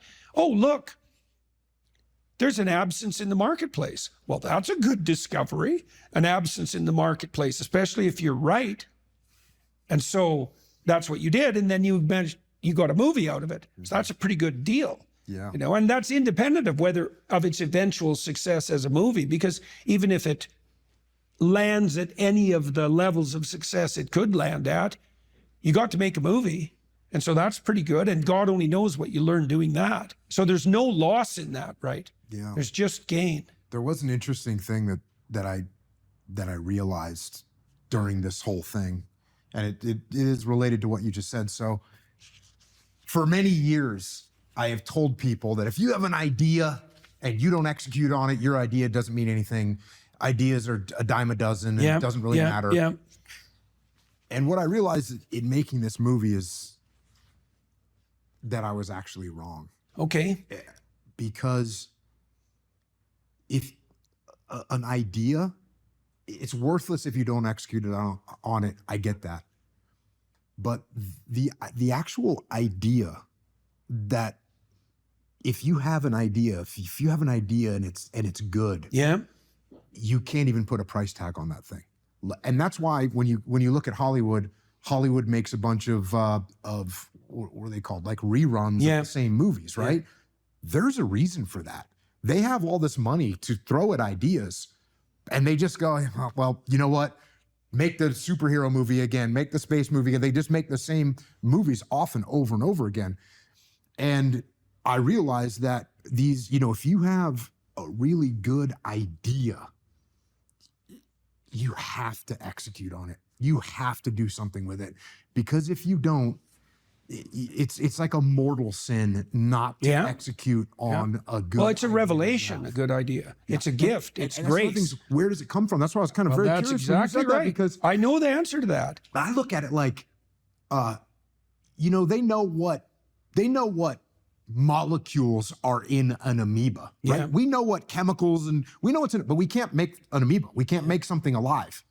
And just like in a movie or a book or a song, they know, you go to Nashville, they know what notes make a hit song, but they can't just produce a hit song. They can put all the chemicals in there, but they can't bring it to life. And so there is, just like there's something special about life, there's a spark that we don't understand. We can't fabricate it. We cannot fabricate that spark in life. And we can't, as far as I can tell, we can't fabricate that spark of an idea. Okay, so there's a bunch of things that come off that. So one of the things I realized, so I've done a lot of lecturing again this year. I don't know how many different cities we went to, 60 or 70, over the last 8 months, maybe more than that, a lot. And I have a chance to develop my ideas every night. One of the things I came to understand more clearly was, this is a very cool thing, and it's relevant to what you just said, is that the spirit of your aim, you could say, answers your prayers or informs your thoughts. And it has to be that way because thought is a navigation tool, right? You set an aim, and then your perceptions line up so you can see your way forward, but your thoughts and your emotions also aid that, because you want to get there, let's say. And then the methods by which you might advance come to mind because you've set your aim. Okay, so we can take this apart in this idea that came to you. It's like you wanted to serve your children. Okay, you wanted to serve them in a manner that was better than what was being served to them. You wanted to serve them in a manner that would help them develop in this adventurous way. So that was your goal, your aim, when you went to the library. And then what happened was there was a mismatch between what you discovered and your aim. And so now that constitutes a problem, but it also constitutes an opportunity, right? Because now you see that if your aim was correct and there's a void, well, then that's a moral problem even. Okay, so now if it's a moral problem because your aim was right and the mechanisms for that aim to be manifested aren't available, well, then that's a genuine gap and it needs to be addressed. And if you figure that out, it's your moral responsibility to do something about it, but it's also your great opportunity. Okay, so there's that. So that's what you're serving. If your aim is correct and true, and you have a revelation in relationship to that aim, and you don't act on it, you've thrown away the pathway to that aim, and you've betrayed it. That's not a good idea. But even more concretely, one of the things my wife has really learned to do in the last 2 years, she started to write and she started to speak publicly because she introduces me and talks for about 10 minutes. And she's learned during our discussions, our private discussions, let's say, if an idea emerges, she writes it down right away, no matter what we're doing, right? The idea comes, you write that thing down because it's a gift and God only knows what it's worth. You could have a good idea now and then. It might be a good idea that changes your whole life. And you could have that idea and be casual enough to forget it. And that was that. And then you'd wonder why you never got anywhere. It's like, well, you had a gift and you didn't. And then there's another issue too, is the things that meet with reward grow. That's a neurological truth. That's how large language models are trained. They're trained with reinforcement. The closer they get to the target, the more weight is put on that response. So it's literally reward that trains large language models to match to target. Well, if you have a bit of a creative spark and ideas are being revealed to you in concordance with your aim, and then you don't act on those, you punish them. You punish the source of the ideas. Just like demoralizing a kid.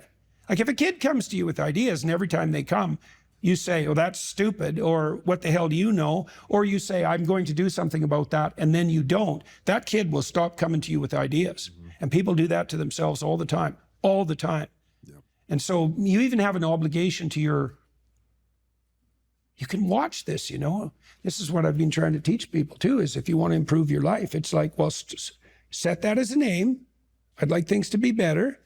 And then ask, what could I actually do that would move me somewhat in that direction? You'll get an answer. That's a good way to pray. That's a good way to pray. And I've experienced two things here, and these are like the opposite ends of the spectrum. And this is, I think, a very positive thing for people to hear. If I was a young person, I would really like to hear this.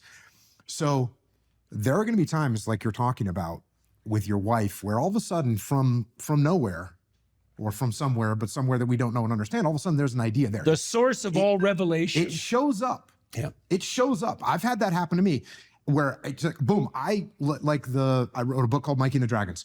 That came just boom. I just instantly had this idea. Boom, I wrote the book.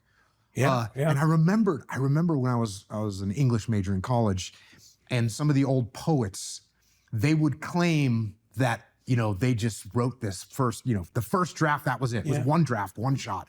And there was sort of rumors about these that's not really happened. They found their notes. They'd written a bunch of drafts. But sometimes it's true. Sometimes you will get that inspiration. It'll come and boom, you're done. Yeah. So you can sit around and wait for that. I don't recommend waiting for that, though. It may or may not come. Yeah. We can't control that. The other side of the spectrum, which I've also had this happen to me, and my silly term that I came up with for it is squeezing your brain. You have to squeeze your brain and squeeze something out of it. And what I like is this idea, just to come full circle a little bit here. I had this thing where I wanted to have lessons for my kids that they could read in a book. Yeah. And so I have that. There's my aim, what you would call an aim. Yeah. Well, I didn't immediately say, oh, okay, what I can have as a kid that's going through kind of kid problems and his uncle who's a Navy SEAL can come and stay with him for the summer and he can teach him. I didn't have that. And I definitely didn't have the nuances of he can get bullied by this kid. And that fills in. Right. But I squeezed on my brain and thought, what would be a good, and then all of a sudden, boom, you just start, you find your path and the story will come or the idea will come. And that's part of that disciplined striving. Like I learned when I first started writing, I forced myself to sit and write every day. Yep. And some days I was highly productive and other days I wasn't so productive. But every day, if I sat long enough, I was a little bit productive. Mm-hmm.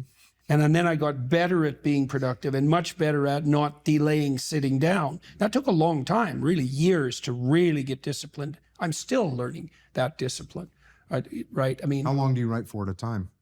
I max out about 3 hours. Okay. I find that if I write more than 3 hours continually, I get exhausted. Mm-hmm. So 3 hours is about right. And I've learned tricks like at the end of the writing session, write down what you're thinking so you can use that the next day and do it every day and so on. And I've got to the point now where I can write a newspaper article, a good newspaper article, pretty much in one draft. But that's taken 35 years of writing to manage that. But I learned early that if I sat long enough, I would write something that would be valuable, right? And some days it took 45 minutes to get warmed up so that everything I wrote was just painful to produce and not of very high quality. But if you persist, the thing that persistence, that's the other thing that's kind of interesting neurologically. I already said, if you punish the source within you that gives rise to ideas, it will stop producing ideas. So that's a bad idea. But it's also the case that you want to make being creative the victor over all the competing pulls and temptations. And partly what you're doing when you're disciplining yourself is that. It's like, no, I'm going to sit here, regardless of all the other things I could be doing, all the other things I could be thinking, until that part of me that's able to create wins that internal battle and prevails. And then it gets stronger and stronger over time. And that's building character. That's exactly what that is. There's this old story in King Arthur where the knights go off to look for the Holy Grail, which is either the cup that Christ drank out of at the Last Supper, or the cup into which the blood that gushed from his side was poured when he was crucified. The stories vary, but it's basically a holy object, like the phoenix in some sense, that's a representation of transformation. So it's an ideal. And so King Arthur's knights, who sit at a round table because they're all roughly equal, go off to find the most valuable thing. And where do you look for the most valuable thing when you don't know where it is? Well, each of the knights looks at the forest surrounding the castle and enters the forest at the point that looks darkest to him. And that's a good thing to understand, because the gateway to wisdom and the gateway to the development of personality, which is exactly the same thing, is precisely through the portal that you do not want to climb through. And the reason for that's actually quite technical. This is a Jungian presupposition too, is that, well, there's a bunch of things about you that are underdeveloped, and a lot of those things are because there's things you've avoided looking at because you don't want to look at them, and there's parts of you you've avoided developing because it's hard for you to develop those parts. And so it's by virtual necessity that what you need is where you don't want to look, because that's where you've kept it. And that's why there's, an idiosyncratic element of it for everyone. Your particular place of enlightenment and terror is not going to be the same as yours, except that they're both places of enlightenment and terror. So they're equivalent at one level of analysis and different at another. So anyways, back to fiction and what it does. It distills truth, and it produces characters that are composites. And the more they become composites, the more they approximate a mythological character. And so they become more and more universally true and more approximating religious deities. But the problem with that is they become more and more distant from individual experience. And so with literature, there's this very tight line where you need to make the character more than merely human, but not so much of a god that, one of the things that happened to Superman in the 1980s, Superman started out, he's got a heavenly set of parents, by the way, and an earthly set of parents, and he's an orphan like Harry Potter. Very common theme is that when Superman first emerged, he could only jump over buildings, and maybe he could stop a locomotive. But by the time the 1980s rolled around, like, he could juggle planets and, swallow hydrogen bombs, and, he could do anything. Well, people stopped buying the Superman comics because how interesting is that? It's like something horrible happens and Superman deals with it. And something else horrible happens and Superman deals with it. And it's like, that's dull. He turned into such an archetype. He was basically the omniscient, omnipresent, omnipotent God, and that's no fun. It's like God wins, and then God wins again, and then again God wins, and so then they had to weaken him in different ways with kryptonite. So green kryptonite kind of made him sick, and red kryptonite, I think, kind of mutated him, if I remember correctly. And anyways, they had to introduce flaws into his character so that there could be some damn plot. And that's something to think about. There's a deep existential lesson in that your being is limited and flawed and fragile. You're like the genie, which is genius in the little tiny lamp, this immense potential, but constrained in this tiny little living space, as Robin Williams said when he played the genie in Aladdin. But the fact that you have limitations means that the plot of your life is the overcoming of those limitations, and that if you didn't have limitations, well, there wouldn't be a plot, and maybe there would be no life. And so that's part of the reason why perhaps you have to accept the fact that you're flawed and insufficient, and live with it and consider it a precondition for being. It's at least a reasonable idea. So anyways, one of the main characters is the country, the known, the explored territory. We went over that a bit, and it always has two elements. I mean, your country is your greatest friend and your worst enemy, you know, because it squashes you into conformity and demands that you act in a certain manner and reduces your individuality to that element that's tolerated by everyone else, and it constrains your potential in a single direction, and so it's really tyrannical. But at the same time, it provides you with a place to be and all of the benefits that have accrued as a result of the actions of your ancestors and all the other people that you're associated with. So there's the good tyrant or the bad tyrant and the good king, and those are archetypal figures, and that's because they're always true, and they're always true simultaneously, you know, which is partly why I object to the notion of the patriarchy, because it's a it's the what do you call that? It's the apprehension of a mythological trope, which is that of the evil tyrant, without any appreciation for the fact that the archetype actually has two parts, and the other part is the wise king. And you know, you can tell an evil tyrant story about culture, no problem, but it's one-sided, and that's very dangerous, because you don't want to forget all the good things that you have while you're criticizing all the ways that things are in error.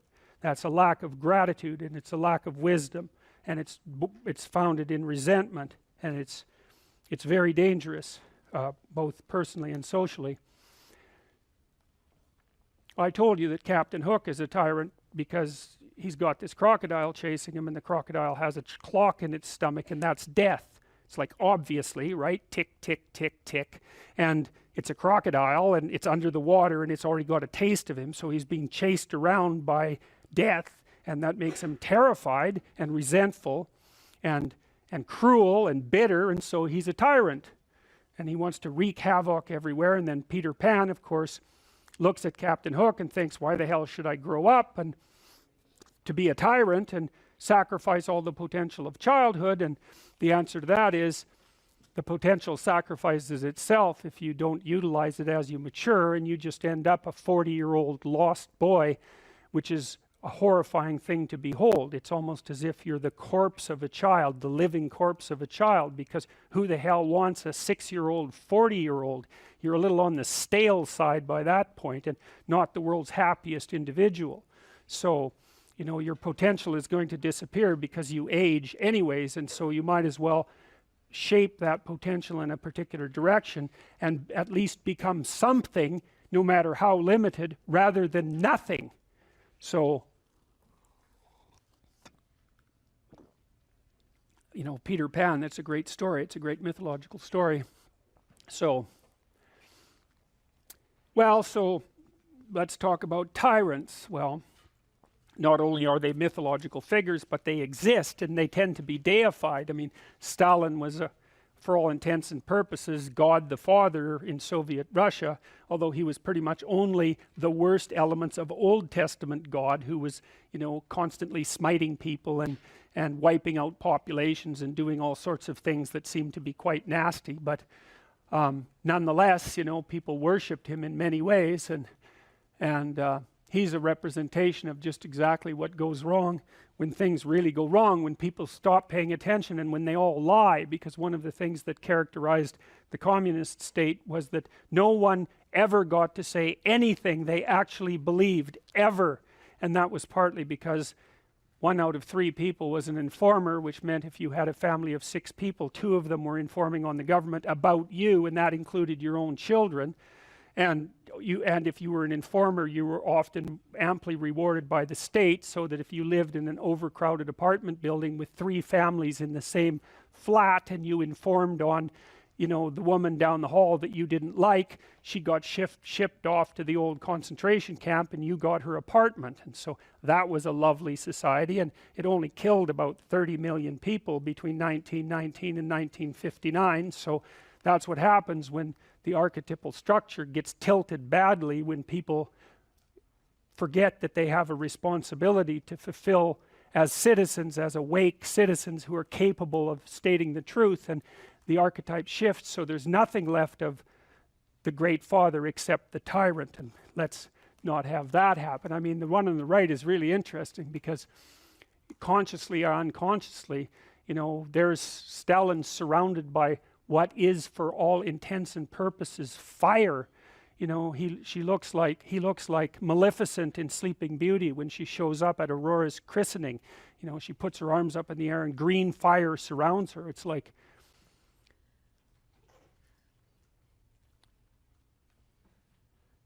he's surrounded by fire, and there's Lenin above him who's like king of the fiery realm, and that's for sure. So I mean, all the terrors that happened in the Soviet Union didn't start under Stalin, they started under Lenin, and Stalin was definitely Lenin's legitimate son, let's put it that way. That the purpose of memory is to provide you with a map of what to do so that you can be secure where you are, and maybe more than that, so that you can be secure and gain advantage. You know, you can get what you need and want from the circumstance. That would be even better. But you know, lots of times you'll just settle for nothing terrible happening. If you can add some additional gain to that, so much the better. You know, maybe you learn that nothing happens to you in the playground that's upsetting, or maybe you learn that it's a great place to make friends, and that's even better. And then part of exploring the playground would be going out to make friends, and hopefully your mother, in some sense, is somewhat hands-off about that so that you can bang yourself up against the world a bit and learn what you need to learn about how to negotiate friendships. Now, let's go back to this guy who's having murderous fantasies. Now, he's humiliated in high school. So you ask yourself, why? Well, there's a pretty good literature on bullying, and generally, bullies poke at all sorts of people, and they start with little pokes. And if they can get a response that's gratifying to their desire to shame, then they'll keep attacking. But they start off small, and not everybody gets bullied. Most people get bullied some when they're kids, but some people are targeted fairly frequently, and they're people who tend to react in the manner the bully wants. And perhaps there are also people who don't defend themselves very well when the first pokes occur. You know, they don't have a quick word in response. They won't stand up for themselves. They retreat. They get over emotional. So then you might ask yourself, well, why would that be?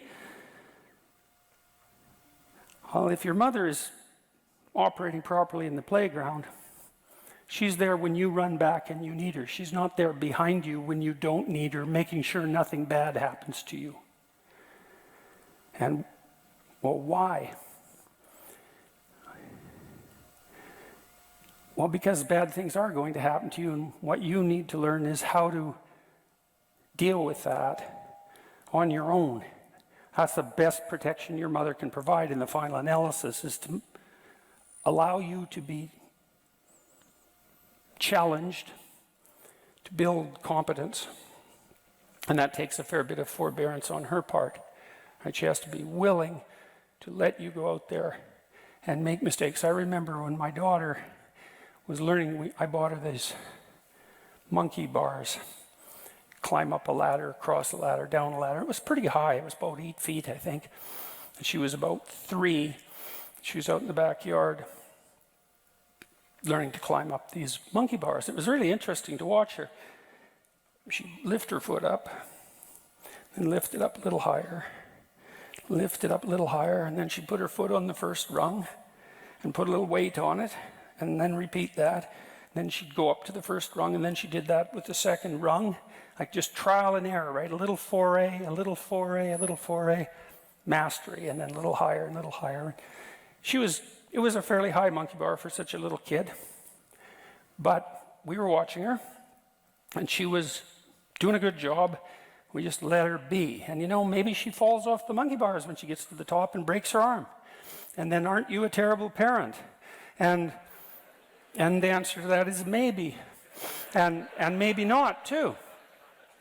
You know, because getting that line between protection and overprotection right, that's tough.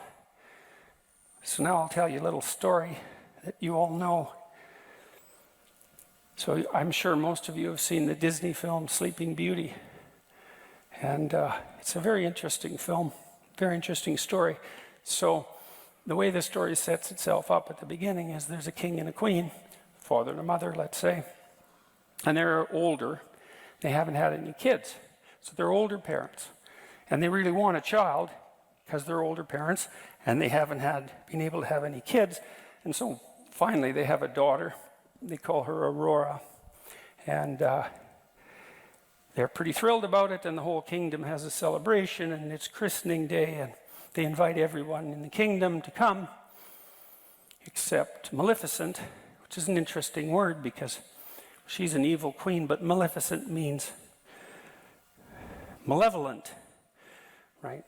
She's not only that she's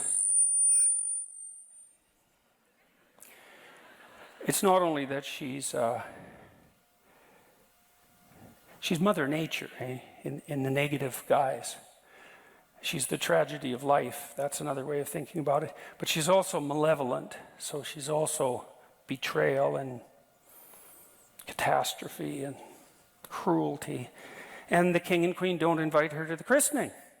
And you think, well, no wonder. Do you really want something like that at your child's birthday party? Or the christening, let's say? And the answer is, if you don't want that there, then you're that. And that's a hell of a thing to realize. You know, because if you don't allow your child to encounter what's negative about the world in measured doses, and even what's malevolent about the world, then they don't learn how to weave their way around that or to cope with it. Both of those are important. And then they're laid open to it, and then that's on you. And you're doing it because you don't want any of that in your child's life. You don't want any tragedy, you don't want any malevolence, which is why they don't invite her to the evil queen to the wedding. And then what happens later in the story, well, Maleficent says she's going to either kill Sleeping Beauty, and that's because people who aren't prepared are more likely to die, or it's modified in the story so that she'll only become unconscious. And what does that mean? Well, that's what happens, to people who can't cope with the catastrophe of the world, is that they are tempted by unconsciousness. Maybe they want to sleep all the time, they want to avoid, they're afraid to confront anything. Right? They want to shrink back instead of advancing forward. And to advance forward, in some sense, is to advance forward with full consciousness and courage, and to shrink back is to wish for unconsciousness and maybe even death. And so when Sleeping Beauty hits puberty, she falls in love instantly with some guy she meets in the forest, which is not really something to be recommended. And she falls too hard and too fast for anyone who's sensible, and then finds out that that's a love that's not meant to be, and she's so catastrophically destroyed by that Maleficent is able to entice her into unconsciousness. And so then she's asleep. And she's asleep because the world's too much for her. She wants to be asleep. The rest of the story is about, I think it's Prince Philip, the hero, who confronts Maleficent, who transforms herself into a dragon and attempts to destroy him. And he confronts her successfully and hacks his way through all the thorns that she's put around the castle and wakes Sleeping Beauty up. And you can think about that in a sort of cynical way, that this poor unconscious girl needs the hero, who's a man, to save her from the catastrophe of nature and malevolence and tragedy, but you can also read it psychologically, and you can say that it's the awakening of the spirit of the hero and the conscious willingness to advance in the face of tragedy and malevolence that's the proper antidote to the desire for unconsciousness in the face of the vicissitudes of life. And you can also read it as a romance, because to some degree, women who have to take care of infants do depend on men to confront the world and protect them. But it's very nicely read as a psychological story as well, and it's accurate. Now, back to the man who wrote me about his fantasies.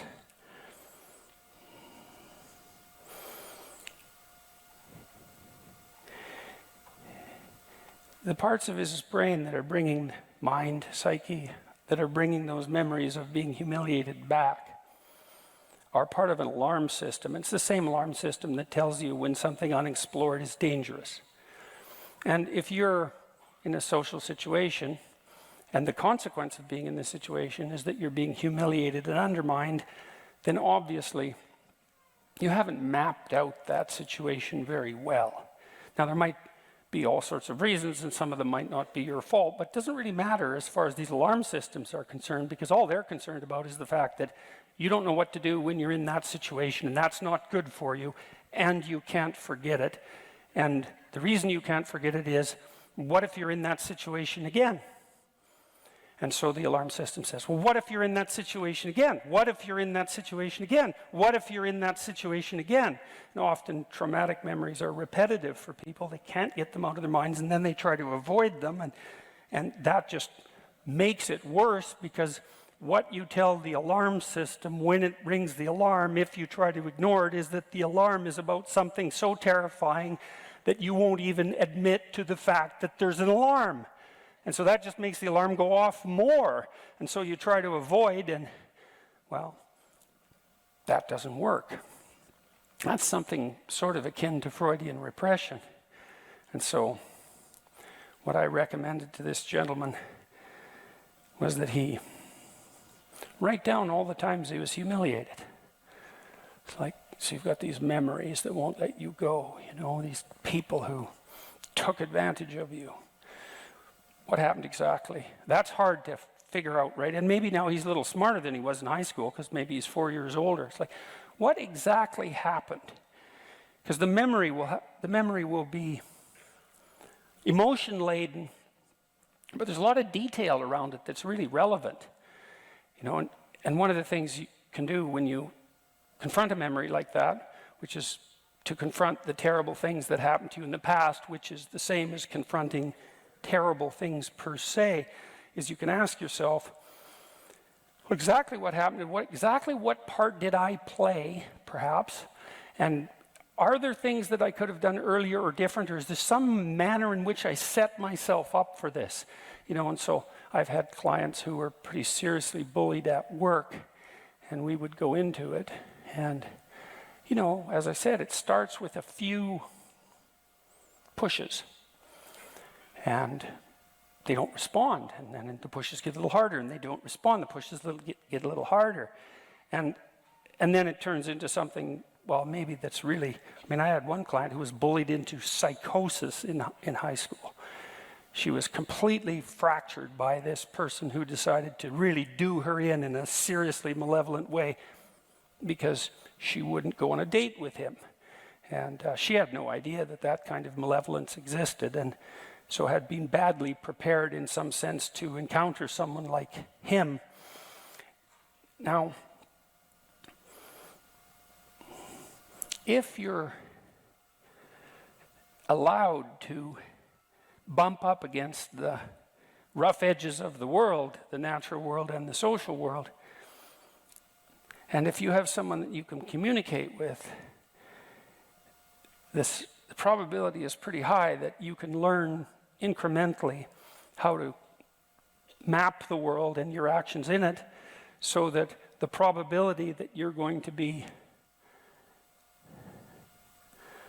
pathologically prone to catastrophe and betrayal is much reduced. You know, so I'll tell you a story about my mother. So one day I was out playing baseball in a abandoned lot, empty lot near my house, and my wife was there. We were only about 8 or 9, 10, something like that. I was there with some of my friends. One of them was a tough little guy. I was little too, but not as tough. And we were having an argument about something, and we were going to have a fight.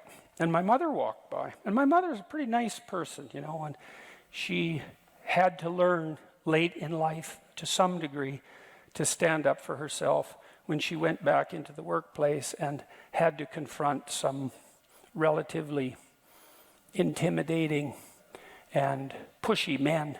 And it was hard on her to do that, but she was no pushover, my mother, and she's a good person. And she walked by just as this fight was about to emerge. And I was not particularly confident of the probability of my uninjured victory in this fight. But I was a hell of a lot more afraid that my mother was going to come over and interfere. And she didn't.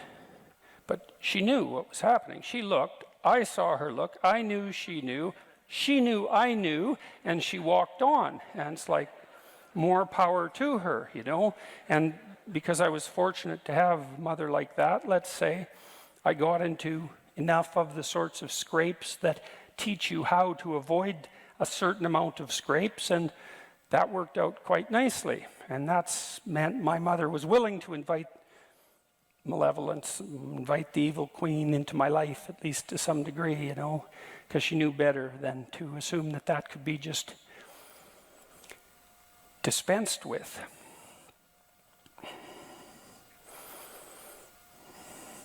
This program that, so this guy that was having these fantasies, he said he's very afraid of the fantasies because they were murderous. And you think murderous fantasies, when do they emerge? Well, they definitely emerge when you've been pushed 100 times and now you're past anything that vaguely resembles reason.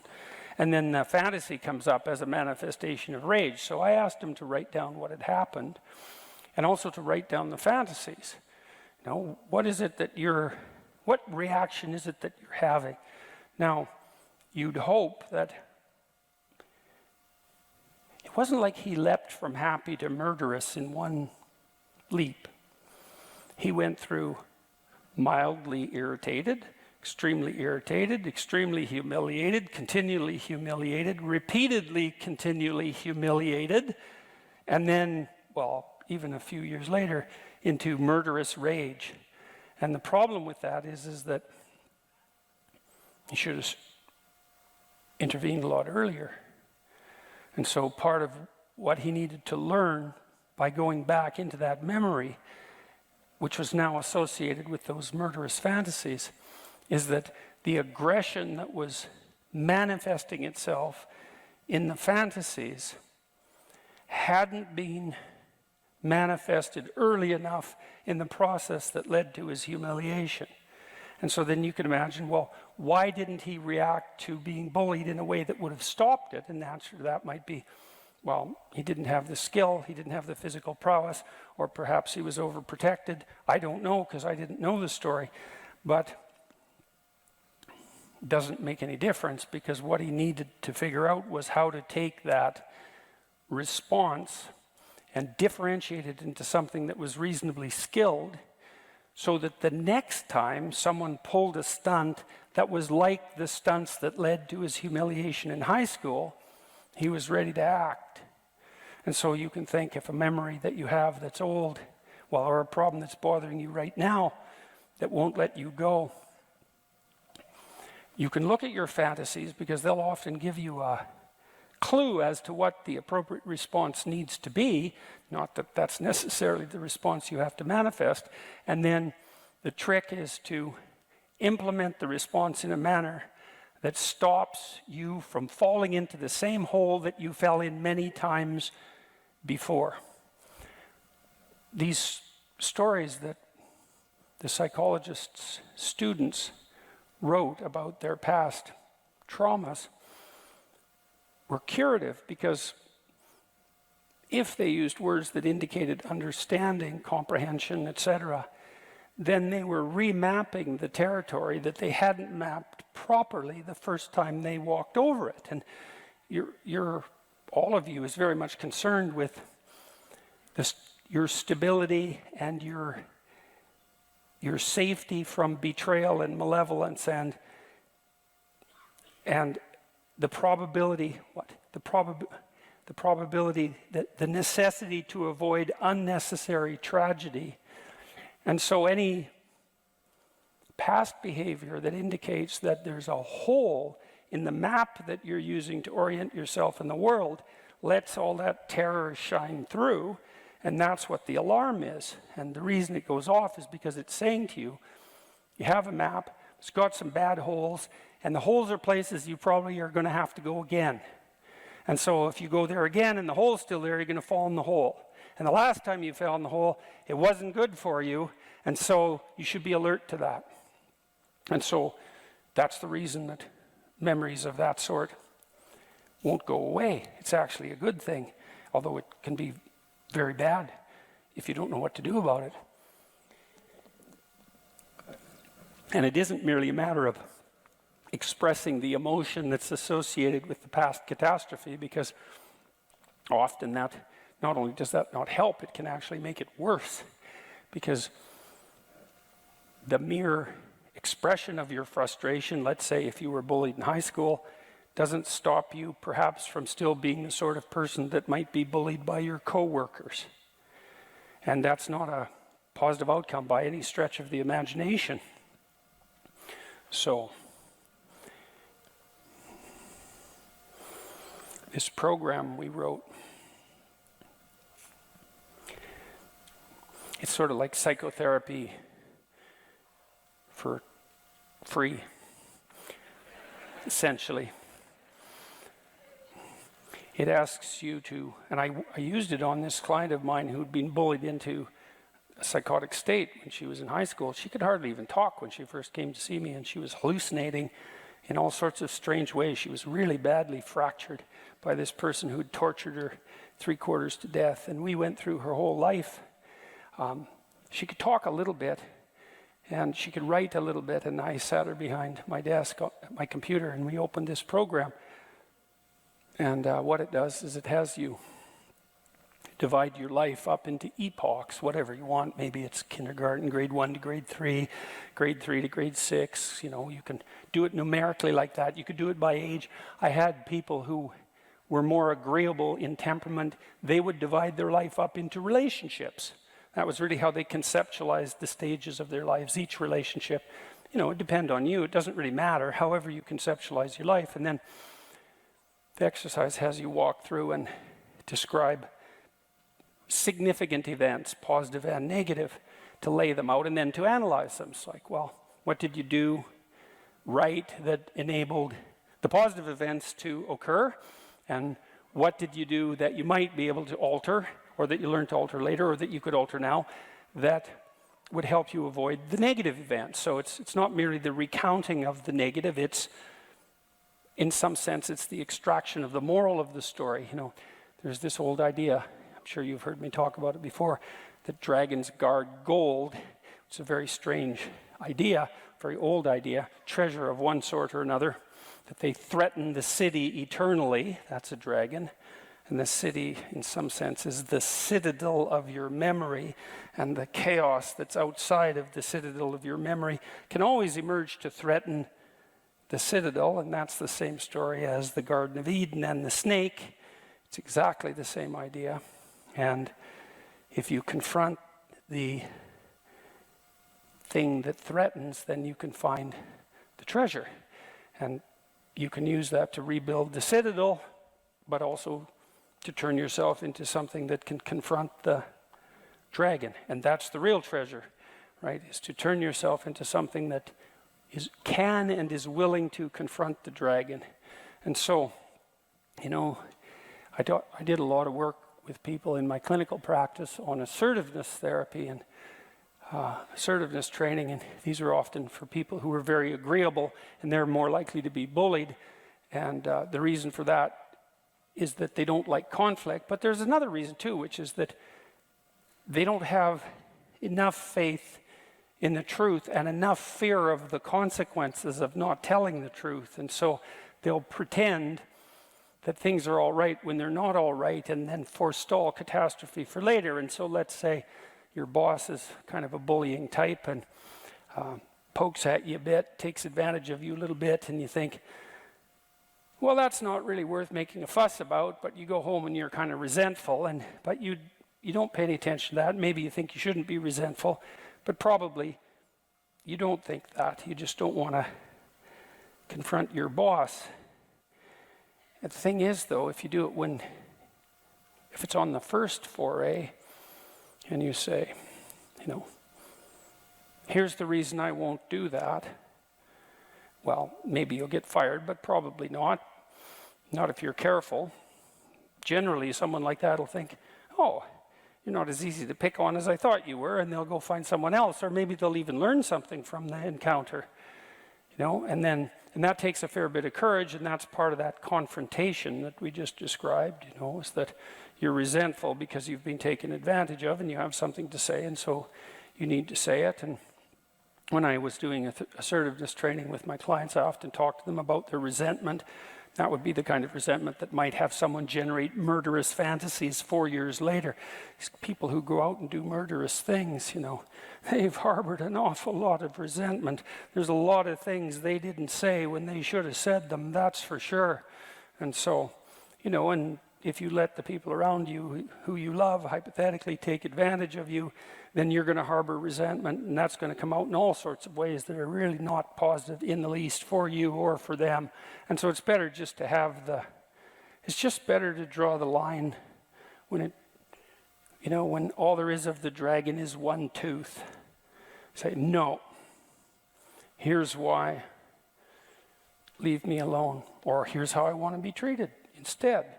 And insist upon that, right? You draw a line, and it's not like that's nothing.